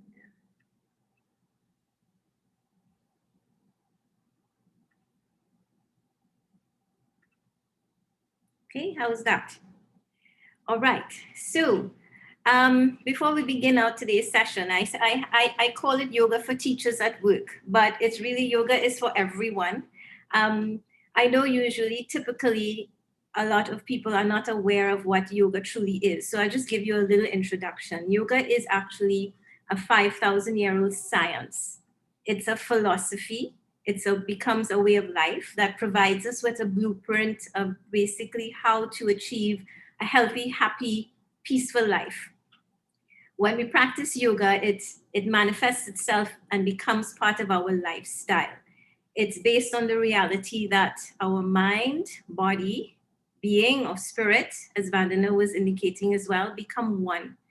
The science-based philosophy has become known typically in the Western world, in Western culture, as exercise. You know, when I say yoga, everybody thinks it's exercise only, and it's a series of stretches that you would become fantastically flexible, strong, have this awesome looking body and, all the muscles and all of that to go with it. But truly, that physical part of the benefits of yoga is just basically less than 10% of what we get from practicing yoga. The magic piece of the puzzle here that brings the body, the mind, and the person behind the mind together is the breath. So when I teach primary school kids this as well. And when I ask, I said, so we have the body, the mind. There is somebody who sits behind the mind. Who is that? And it's amazing the answers they come up with. Kids say, the angels. They come up with God. They have these fantastic responses, but it's basically you, the person within you. And it's the breath that brings us together. It's amazing when I teach these kids. I'm glad Vandana took you through that breathing exercise. I will also do a little bit of it with you, showing you actually the technique that we will use for that belly breathing. Even I'm noticing from the young ages of 7, 9, 10 years old, the breathing is not the correct breathing to facilitate or bring longevity and health to us. So I'm going to make sure that if you leave with nothing else from our yoga session today, you're going to leave with that proper way of breathing. I wish I had more time to explain to you a little bit more about yoga, but I will help at the beginning to debunk some of the myths that we have about yoga, and then take you into a little practice later on. So first I'll begin with what yoga is not. It is not a religion. It is, as I said, a 5,000-year-old science. It is also not targeted for any specific group or groups of people. It's for everyone, regardless of our age, our sex, our faith, culture, ethnicity, our abilities, disabilities, our bodies, limitations, our class or vocation, whatever we do in life, yoga is for everyone. Yoga is certainly not a workout only, but it is a work in, as we say. It is certainly also not a competition, as is in yoga, there is nothing like ego. Vimala will tell you that when you enter my class there, I have a big sign outside before you enter my studio door. No phones, no shoes, no ego. Okay, so we would learn this more when we get into this breathing exercises. Yoga is not about being bendy and flexible. It's about spending that time with yourself on your mat. It's about not believing what experts tell you that you're too old, you're too injured, you're too inflexible to do anything about it. It's believing that you can do anything that you dream of. Knowing and understanding your own abilities, your limitations, and accepting them for what they are. It's uncovering everything that you are, you truly are. It teaches us how to be kind to yourself, how to be gentle to yourself. I teach my students the word ahimsa. It means non-violence. We need to understand to be gentle with ourselves before we can extend it to anyone else there. Yoga brings us a sense of being healthy without pushing, without being too hard on ourselves, just becoming aware of what is good for us and more aware of what is not good for us. It's using the breath, as I said, breathing, moving, smiling, bringing that gentle. I ask my students, and I will ask you actually, and I will catch you doing it. So I won't spill that little trick that I use in my class. I'll try it on you a little later. But the hardest thing is that usually people think that yoga is very hard. It's not. It's not hard. It's fun, and it's the best thing that you can do to bring health and longevity to your cells. Now, there are benefits to yoga practice, and we all know it brings this. It strengthens the body. As Vandana was explaining just now, yoga also can help us relax the mind, and the tool for that is the breath, the proper use of the breath. It brings us flexibility, not just physically, but mentally, emotionally as well. It helps to improve our posture. So if you notice I'm sitting, I'm not sitting like this. Sitting behind the computer all day, we tend to be this way. Driving behind the steering wheel, we sit this way. We learn to sit, open the heart with the shoulders back and down in a straight spine so the energies can flow. By breathing, we also bring functions, the proper functions of our internal organs. And this is how the health benefit comes from it. It improves our blood circulation. All of this brings the benefits, some of the benefits of yoga. There is a lot more. Diseases, it helps alleviate diseases. And in this time of COVID, it's very important to understand that the more we can improve our immune system, the more we can improve the functions of our organs, the lungs, by using the proper breathing techniques, we can help alleviate these diseases in the body. It helps to get rid of anxiety, nervousness, depression, all of these things. As teachers, as Vandana was saying, we're stressed on a daily basis with things at school. We're also at home, which adds it. I can relate. I have 3 kids at home, all 3 in class at the same time, teenagers, which adds to it. I have to be cooking as well as doing whatever else I need to do. And I dare not ask them to help me do anything at any specific time. Yoga also helps us to sleep well. It balances our hormones. It helps alleviate the non-communicable diseases such as diabetes, hypertension, obesity, indigestion. A lot of my students come to me with issues with sciatica and back pain. And most of all, in this society today, it helps because yoga brings an awareness to your mind, to your body, to your entire self from inside out. It helps us to be able to manage the emotions such as anger, sadness, insecurity, regret, all of these negative things that normally will contribute to our stress levels. It's becoming so prominent now in research, scientific research. I'll go through this quickly with you because this slide in itself is an entire workshop. Okay, so according to Harvard Medical School, there are 7 human longevity habits that we ought to bring into our daily lives. So it's not like we have to stop at any particular part of our day to do any of these things. This is what I say, yoga becomes part of your lifestyle. One is serenity yielding. This says that research shows that breathing brings that sense of relaxation. It brings that sense of peacefulness. It also would bring us more in tune with the spiritual feelings of compassion, love, joy. According to Osho, another philosopher, he says that this peaceful and relaxed feeling can come through meditation, yes, but meditation does not necessarily mean sitting still and making yourself be quiet, still the mind, all of that. But meditation can actually come from when you get rid of the distractions in the mind by doing things. Vandana mentioned some of them, which is like you knitting, sewing, gardening, singing, playing an instrument, anything that would help you to focus on one thing and avoid the distractions of the mind. Flexibility exercises, yes, this includes yoga, but dancing, mindful walking, hiking, gardening, anything that you would be doing, but in tandem with breath awareness, with the breath. Diet and nutrition. Once we start to understand how the body works, we can now know what is good for us, what is not good for us. I'm one of those who are thankful that KFC is closed for a while. I know there are many people who are out of jobs because of it, but I'm thankful that now people are finding alternative ways and not putting these things into the bodies. RAS seating, this is a bit scientific.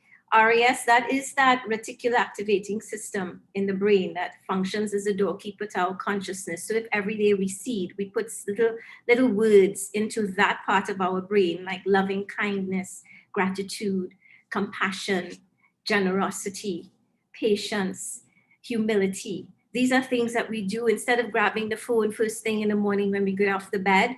If we are to bring gratitude into mind, through that little part in the brain, through to our consciousness.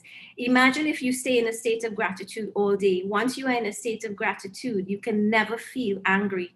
You can never feel sadness. You can never get uncomfortably stressed. Okay, so breath awareness, breath consciousness is another one. Creating uplifting relationships. It helps us also to get rid of the toxic ones. And sleep, resting and relaxation. It's very important for us to take enough time to rest the body, revive. Vandana also mentioned all of these other things that we can do. Many people on the chat were saying, what about time? But they don't have time. You know what?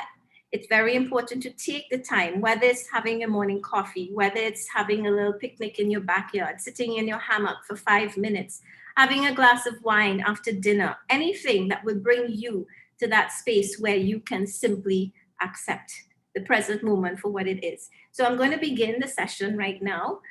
Just asking you, if you can, turn your cameras on so that I can have a view of you. I know you're accustomed with your students completely blanking off the page, right? You can't see any of them. So I would like to see if you're so welcoming me into your space. And what you can do is I'm going to come off of sharing the screen so you can pin me so you can see more clearly what I'm doing, okay? As the chairs, please lock them. If you've had any injuries or recent surgeries, please be gentle with yourself, please. In yoga, you don't have to do anything. It's what you are comfortable with your body allows you to do. Okay, yoga, the poses can always be managed. There is no chewing gum in my class, right? As we tell our students, no chewing gum. No eating while you practice yoga. And I will remind you to just be gentle with yourselves as you go through this ahimsa, non-violence. Okay, so I will begin by taking you into the demonstration of the proper breathing. Let me just come out of sharing my screen.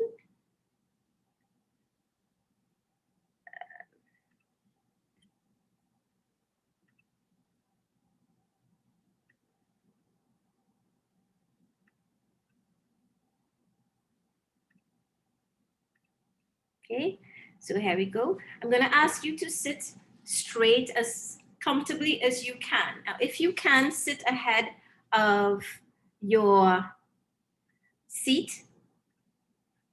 Okay, so your feet are planted comfortably on the ground, shoulders back and down, and the top of your head facing towards the sky. Okay, so I will give you a side view. Now, as we were saying, imagine that you have a balloon in your belly and you have to fill that balloon with air.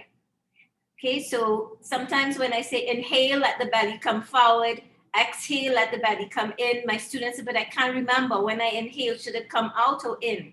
Now, we as human beings, we want to do everything very fast. We want to talk fast, eat fast, even breathe fast. So what happens, we start to the tendency is to breathe into the chest. If you notice, I want you to not move the chest. I want you to see that belly move forward. So ladies and gentlemen, more so ladies, there is no ego here. This is how you were born to breathe. So your belly must come forward, okay?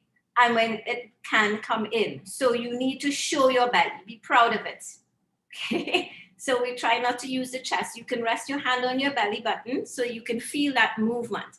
Relax the shoulders and we breathe in and out through the nose. So exhale the breath and allow the navel, imagine, is going towards your spine. When you breathe in, blow that balloon into your belly. Push your hand forward with your belly button, not the chest. And exhale, allow the navel to come in towards your spine. Again, breathe in. Belly comes forward. Exhale, belly comes in, navel towards your spine. Now, some of you may find that you are breathing paradoxically. You do the opposite, but this is the proper way to breathe. And this is what I would like you to work on from now on to correct this breathing and teach it to your students. I taught SCA students this breathing. This helps to relax, for them to focus when it comes to writing the exams. If they get into a tough situation, a tough question, don't panic. Just come to breath and use this type of breathing. Breathing in, belly comes out. And breathing out, the navel comes in. Remember, we have to blow that balloon and we have to deflate the balloon. And the balloon is in the belly, not the chest or the shoulders. Okay, so that's going to be your homework. In this way, we are using the diaphragm, the second largest muscle in the body. So we will go straight into it. While we practice this, I want you to be able to use this breath as we go through the asanas, okay? So we're gonna sit up tall again, keep sitting tall. Let's just do a little bit of warm up here. We are going to bring the attention to the neck, okay? As you inhale, we lift the chin up. Relax your shoulders back and down. Exhale, chin into the chest. Look down at your heart. Again, breathe in, lift the chin up. Relax your shoulders, separate your lips. And exhale, chin into the chest. Good. As you inhale, we look center. And as you exhale, bring the chin over towards your right shoulder. Good. Inhale, center. And exhale over to your left shoulder. One more inhale, center. Exhale over to your right. Sitting up tall. Breathe in. Notice my instructions are with the breath. And exhale over to your left. Inhale and center. Good. Now, we're going to bring the attention to the shoulders.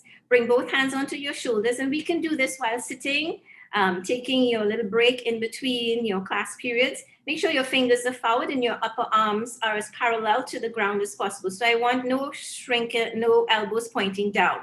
And we do small circles with the elbows like this. As we breathe in and out. The focus is on breathing. We get so accustomed to the action. Sometimes we realize you don't even breathe. So breath awareness becomes important here when you're driving. Now, bigger circles. Lift the elbows and try to let your elbows not sink below your shoulders level. So lift. Squeeze your shoulder blades as you go back. Breathe in and out. Good. Pause and change your directions. Again, small circles. Breathing in and out. Good. Now big circles. Breathe in and exhale. Notice both feet are still planted on the floor. Good. And we pause and release the hands down. Good. Just for the shoulders again. Bring the arms forward in this way. Forearms. Good. Bend the arms at your elbows. And we're going to cross the right elbow in front of the left.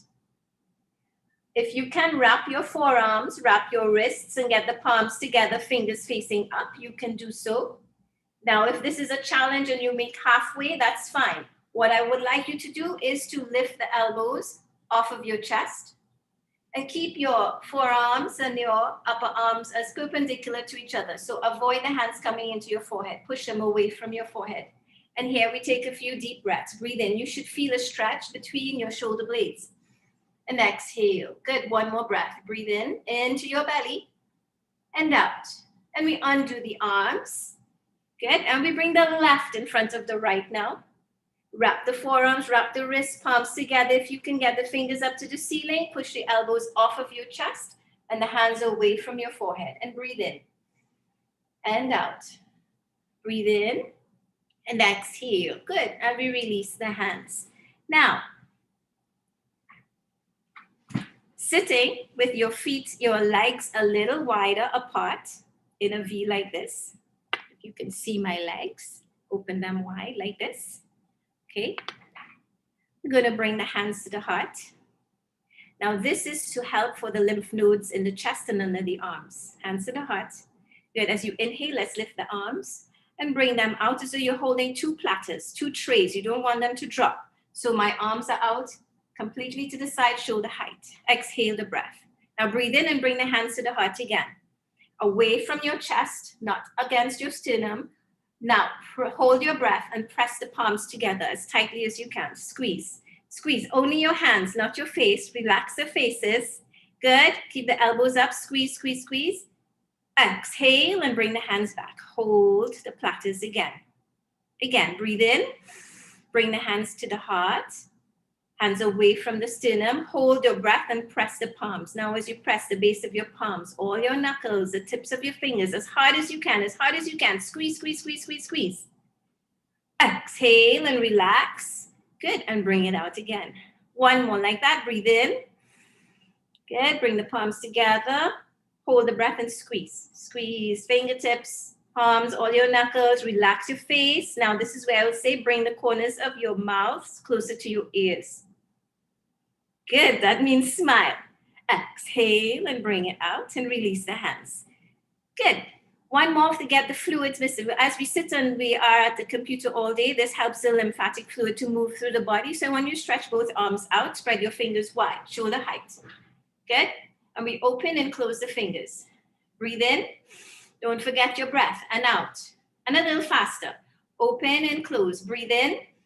The rhythm of the breath stays the same. It's just the fingers move faster. I tell my kids at school, sprinkle the fairy dust. Good. Now we pause the motion. Now open them out shoulder height. In the same way, open, close. Breathe in and out. Keep the chin off your chest, top of your head towards the sky, and faster now. Open, close, open, close. All your fingers, don't forget your thumb. Open, close, open, close, open, close. Pause, keep them there. Now lift the hands up over your head, palms facing forward. And in the same way, open, close, open, close, open, close. Breathe. And a little faster. Open, close, open, close, open, close, open, close, open, close. One more breath. Good. Pause and release the hands down. Very nice. Good. Shake them out. Are we okay on time, or can I go ahead with a few more? Vimala? Okay, good. All right. So for this one, you're sitting on your chair, still seated. We're going to get started in a moment. Let me see if I can adjust my camera so you can see. There. Again, sitting, planting your feet firmly onto the floor, hands extended onto your knees. We're going to warm up the spine a little bit. From sitting on the computer all day, the back is one of the major complaints I have from students. So as you inhale, lift your chin, shoulders away from your ears, press your heart forward, look up. So we create this little arch in the back here. Exhale, round your back, tuck the chin into your chest, as though you're trying to separate your shoulder blades, gaze down at your heart. Again, inhale, looking up, shoulders back and down, open your heart. And exhale, round your shoulders, tuck the chin into your chest. Good, gaze down at your heart, hold it here. And inhale, we come back to center. Good, so you can do that as often as you can. We try to do each one with at least 5 breaths. Good, now, we're going to still stay seated, moving more to the edge of your seat. Make sure if you have wheels, mine has wheels, but I made them mobile because I have to move back and forth from the camera. You're going to knit your fingers behind your back. Now, when you do this, notice your shoulder blades will squeeze together. Although the shoulder blades are together, I want you to inlocate your shoulders. Press your shoulders forward. Good. Separating your feet hip width apart and they're planted flat on the floor. As you inhale, look up. Exhale, we fold forward as far as you can comfortably. See if you can come in close and lift the arms up now as high as you can without bending your elbows over your shoulder blades. If you need to take a peep at the camera to see what I'm doing, do so and then get back into the pose. Breathe in and out, gazing down at the floor between your feet. One more breath and exhale. And as you inhale, we come up. Good. And undo the arms. Let's come to standing. And I'll show you, we can do the same thing in standing position. Stand, shake them out. I know you've been sitting for over an hour now. Shake it out. Good, so we plant our feet always flat, parallel to each other, hip width apart. Let's knit the fingers behind your back. Again. Inhale, look up. And as you exhale, let's fold as far forward as we can. Keeping your knees straight. Folding as far back, far forward as you can. Lift the arms up over your shoulder blades. Deep breath in, gazing at your knees. Breathe in into your belly and out. Just one more breath. Breathe in and exhale. And as you inhale, let's come up, undo the arms and shake it out. Very nice. How are we doing? Just a few more. This one is for balance. It also brings focus. So if you need to hold on to your desk, or hold onto the back of your chair with one hand, you can do so, okay? If you're comfortable enough without holding, that's perfect. We're gonna put all the weight onto your right leg and bring the sole of the left foot against your ankle. Now, as I said, yoga, there are different levels, so you choose your level. The first level, you can hold, then bring the sole of the left foot. Let me drop my camera so you can see. Against the ankle in this way. This is level 1. Level 2, if you can bring it to the inside of the calf, not against your knee, but against the calf. And the last level, if you can, to the inside of the thigh. You can hold for balance, okay? Now, hold the back of your chair or your desk. Now, with this foot pushing against the thigh, I want you to avoid pushing the hip out. Press that standing foot firmly into the floor and grow tall, the top of your head going up towards the ceiling. Good. Now, if you can hold with one hand, continue. If not, you can release. Lift both arms or one arm out to the side. And we come to breath. Breathe in. And now, if you can, bring both hands to the heart or hold on with one. It's your choice. Breathe in and out. For this, you need to fix your gaze. Right now, you're probably looking at me on the camera, but when you're doing this on your own, fix your gaze on the wall or about 3 meters in front of you so that your chin stays parallel to the ground. And if you would like to try a little bit more challenge for balance, lift both arms up over your head, keep the palms together and see if you can get the arms to press against your ears. Remember, avoid your hip from pressing outward. Stand tall. Breathe in. You can hold with one hand if you have to. Hold something. And exhale. Good. And as breathe in, and as you exhale, let's bring the hands down and release the leg. Shake it out. We will do it on the other side just for 2 breaths. So remember, choose your level. Again, plant the left foot onto the floor, right foot against the inside of the heel, the ankle, the calf, or the thigh. Hold on if you need to. Bring both hands or one out to the side. Find your focal point in front of you. Stand tall. Avoid your hips from melting out to the side like this. Breathe in and out. Hands can come to the heart. Breathe in and out. And if you'd like to try, lift the arms. Keep the palms together. Keep your gaze. Keep your balance. Breathe. Nice. Lovely. And exhale. Bring the hands to the heart. And release both hands down, shake them out. So this one, you can use the back of your chair or you can use your desk. This is my piano, but you can use the desk here or the chair. Make sure you are far away enough, the length of your upper body away from your chair or your desk. So walk back if you need to, fingertips on the chair. Breathe in, feet are hip width apart. Good, and as you exhale, we fold forward, as far forward as you can, keeping the hips over your heels. So we want to avoid pushing the hips back in this way, okay? Keeping the hips over your heels, stretch the arms out as comfortably as you can, bring your ears alongside your arms. This is downward facing dog, modified for chair yoga. Breathe in and out. If you would like a deeper challenge, for those who want to go a little lower, use the base, the seat of your chair so we can fold a little bit more. Knees stay straight. Breathe in, gazing down at the floor between your feet and exhale. One more breath. Feel that stretch, your tailbone pressing to the back. And inhale, we come back up. Lovely. Good. Shake it out. So, let's come back to seated. And as human beings, we store a lot of our tensions, a lot of our stress physically in the body, but in this area, in the hip area. So let's see if we can do something even while sitting at the desk all day to open up the hips. So we sit again, feet flat on the floor. Bring that right foot, if you can, up on top of the left knee. Like when a gentleman sits, crosses his leg, you know, ladies, we sit like this. Guys, you sit like this. Good. One hand on the foot and one hand on the knee. Sit up as tall as you can. Breathe in.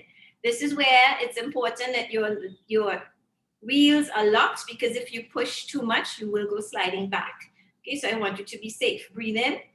As you exhale, we fold as far forward as you can. See if you can bring the chest onto that thigh in front of you. You will feel the stretch happening on your right side, your right thigh, right hip. Breathe in. Remember, there is no forcing in yoga. You be gentle with yourselves. Good, one more breath. And exhale. As I said, you can keep these asanas, these postures here as long as you are comfortable. Inhale and we come up. Good, and relax that leg down. We go onto the other side. The left foot comes onto your right knee, which we call this a number 4. If you look here between the legs, you have a nice shape of a number 4, the fancy number 4, okay? One hand on the foot, one hand on your knee, sitting up tall, breathe in. As you exhale, you fold forward from your hips, so your chest always stays forward. See how close you can bring that chest onto that leg in front of you. And we try to keep the knee completely out to the side as much as possible. No forcing, use your breath. Breathe in and out. If we force, you can cause some abdominal cramping up here. So relax, one more breath. Breathe in and exhale. As you inhale, we come up and release the foot back down onto the ground. Good. Lovely. So let's sit up tall. Again, relax the shoulders, hands to the side. Let's take a deep breath in the same way, belly breathing. But this time I want you to imagine your fingertips trying to touch the floor, trying to touch the wall behind, and then trying to touch the ceiling in front of you. So it's not like in primary school, guys, when we say hands up and down. It's not this autopilot way. It's a very conscious way of lifting the arms. Breath and motion becomes one. Inhale, lift the arms as though you're trying to touch the floor, as though you're trying to touch the wall behind you, and then reach the ceiling, palms facing forward when you get here. Good. Exhale and release the arms. So at the end of your exhale, the motion stops. Breath and motion becomes one. In anything that we're doing, walking, inhale, lift the arms, looking, lift, palms facing forward. Good. Exhale. Now we add a little bit to it. Let's see if we can lift the chin and look up at the ceiling at the same time as lifting the arms. Inhale, lift the arms. Now lift the chin, gaze up. Hold the air, hold. Exhale, release the arms. Now release the chin into your chest, gaze down at your heart. One more, inhale, lifting the arms and looking up. Good, hold. Exhale and release the arms down. Very nice. Good. So I know Vandana took you through a relaxation of visualization. Vimala, do we have about 5 minutes? Can I get about 5 minutes again? Yes? Okay, so I'm going to take you through just a little relaxation using again the breath and the visualization. So for this one, sit again tall. If you need to put something behind you so that you can relax, avoid the slouching, we sit tall, tailbone into your chair, the crown of your head towards the sky. Hands can rest comfortably on your laps. Good, and you can close your eyes, come to breath now. Exhale the breath. In the same way, practice this belly breathing for me. Breathe in and out. And I'm going to say various body parts. I want you to repeat the body part in your mind. I'm going to go a bit quickly. So for example, when I say right big toe, mentally, you are repeating right big toe and bringing your attention to that right big toe. Okay, so I will begin. Deep breath in and out. Forehead, throat, right shoulder, right elbow, right wrist, tip of your right thumb, right index finger, right middle finger, right ring finger, right little finger, right wrist, right elbow, right shoulder, throat, left shoulder, left shoulder, left wrist, left thumb, left index finger, left middle finger, left ring finger, left little finger, left wrist, continue breathing, left elbow, left shoulder, throat, space between the breasts, right breast, space between the breasts, left breast, space between the breasts, Now lay navel, lower abdomen, right hip, right knee, right ankle, right big toe, right second toe, right third toe, right fourth toe, right little toe, right ankle, right knee, right hip, lower abdomen, left hip, left knee, left ankle, left big toe, left second toe, left middle toe, left fourth toe, left little toe, left ankle, left knee, left hip, lower abdomen, navel, space between the breasts, throat, forehead, top of your head. Stay here, breathing in and out. Globally feel your entire body. Allow your body to sink a little deeper into your chair, going a little deeper and deeper. And now with every word that I say and each breath that you exhale, just allow yourself to let go and become a little bit more relaxed. Now, if you can, imagine a light blue color.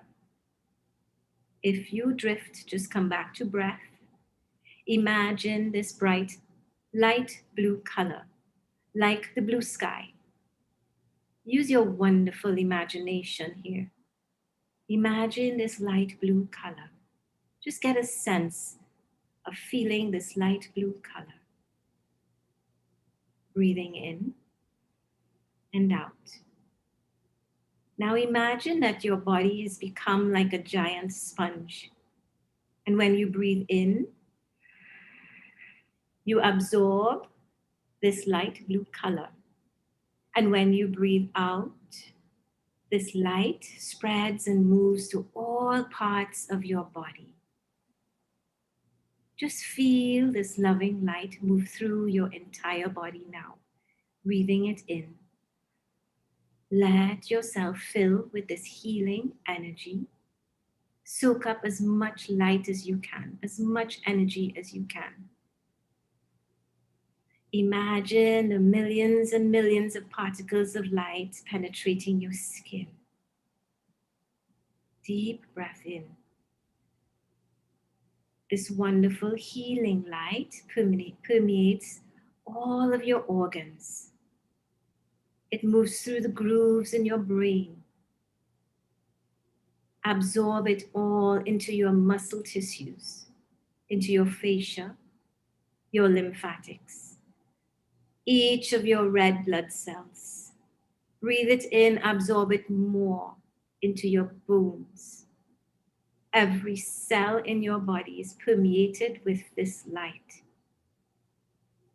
Relax your shoulders, relax your jaw.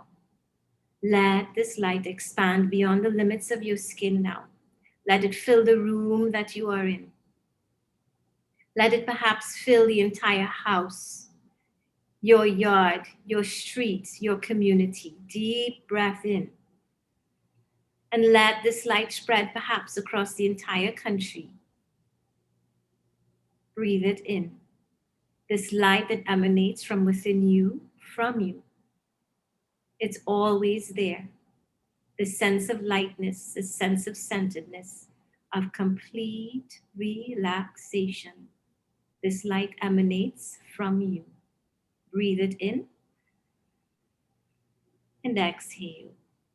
Now, if you can visualize that light coming all the way back through your community, through your yard, into your home, washing and cleansing relationships, coming right back to you on your chair, into your heart center. Relax your shoulders. Stay with your breath. And before you open your eyes, I'd like you to bring your both palms together and rub the palms together, keeping your eyes closed. Rub the palms together to bring this warmth to the palms of your hands. And then, when it's possible now, bring both hands like cups over your eyes. keeping your eyes closed. Now open your eyes halfway and allow the warmth from the palms of your hands to come in towards your eyes. Breathing in and out. One more breath. And exhale. Gently close your eyes. Bring your hands back onto your thighs. And very slowly open your eyes to allow the natural light back into your eyes. Take your time.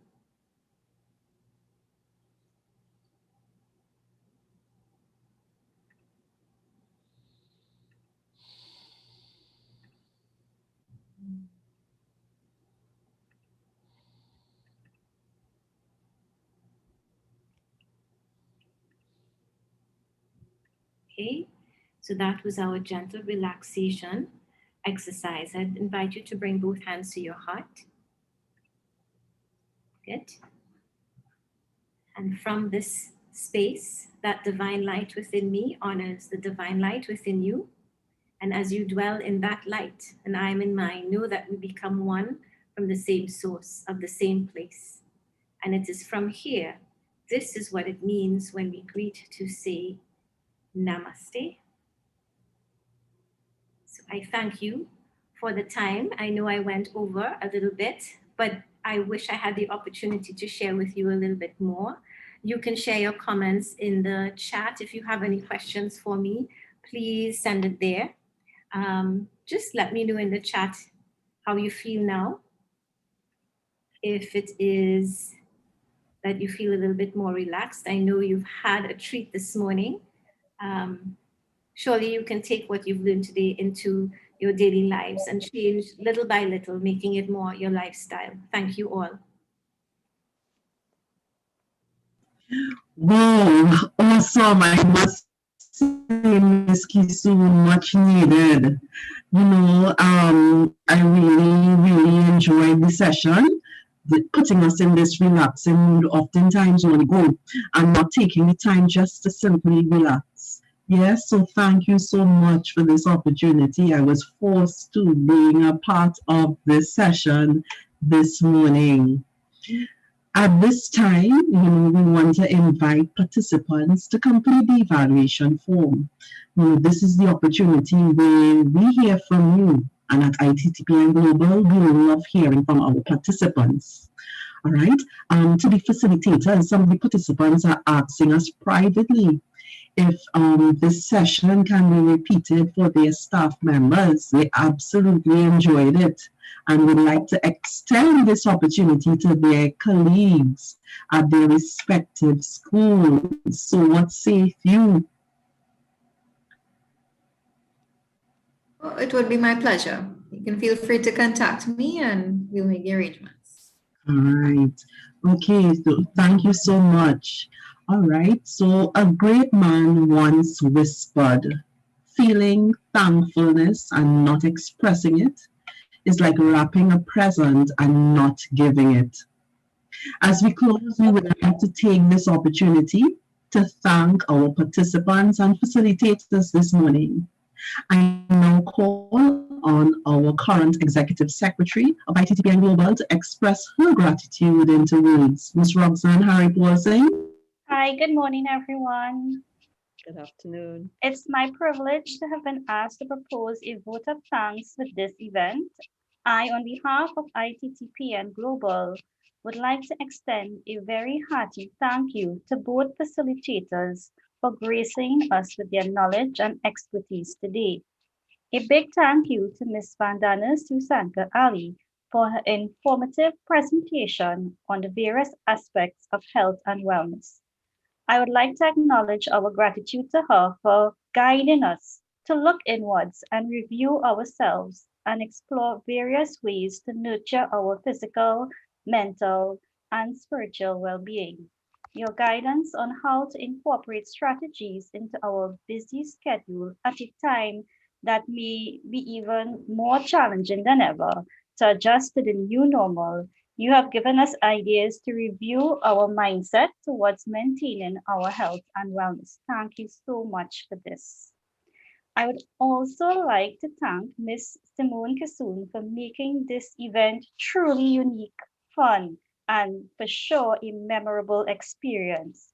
Your expert skills are much appreciated, and we thank you for showing us that yoga is definitely one of the strategies that we can use to relax and relieve stress after a long week of work or just to unwind. You have shown us that incorporating yoga into our weekly or even daily routine can help enhance our health, increase strength and flexibility, and reduce symptoms of stress, depression, and anxiety. I feel rejuvenated already. Thank you so much, Simone. Finally, I would like to um, give a hearty thanks to Dr. Vimala Judy Kamaludin for support and guidance in planning and preparation for this ITTPN global event, ensuring that the services we do offer are always relevant, timely, and widely appreciated by all. I would also like to extend my thanks to all executive members of ITTPN Global. They are here, and our Health and Wellness Committee that we have formed for this event for their enormous cooperation and commitment. We have been fortunate enough to be backed by a team of very motivated and dedicated colleagues who know their job and are result oriented. Thank you, Mrs. Joanna Collins Young, Ms. Shanaz Mohammed, Miss Michelle Stewart, and Mr. Nilasham Dipnarain. He's working in the background, as we mentioned. To our participants, very important. I cannot thank you enough for your engagement, involvement, and very important, your willingness to take on the completion of tasks even beyond your comfort zones.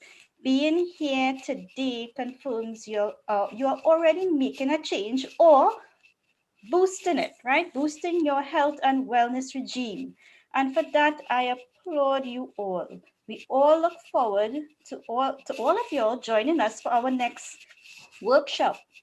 And that one is called Developing Our Created Self. So we will share details very soon. So thank you, everyone. So, Joanna, back to you.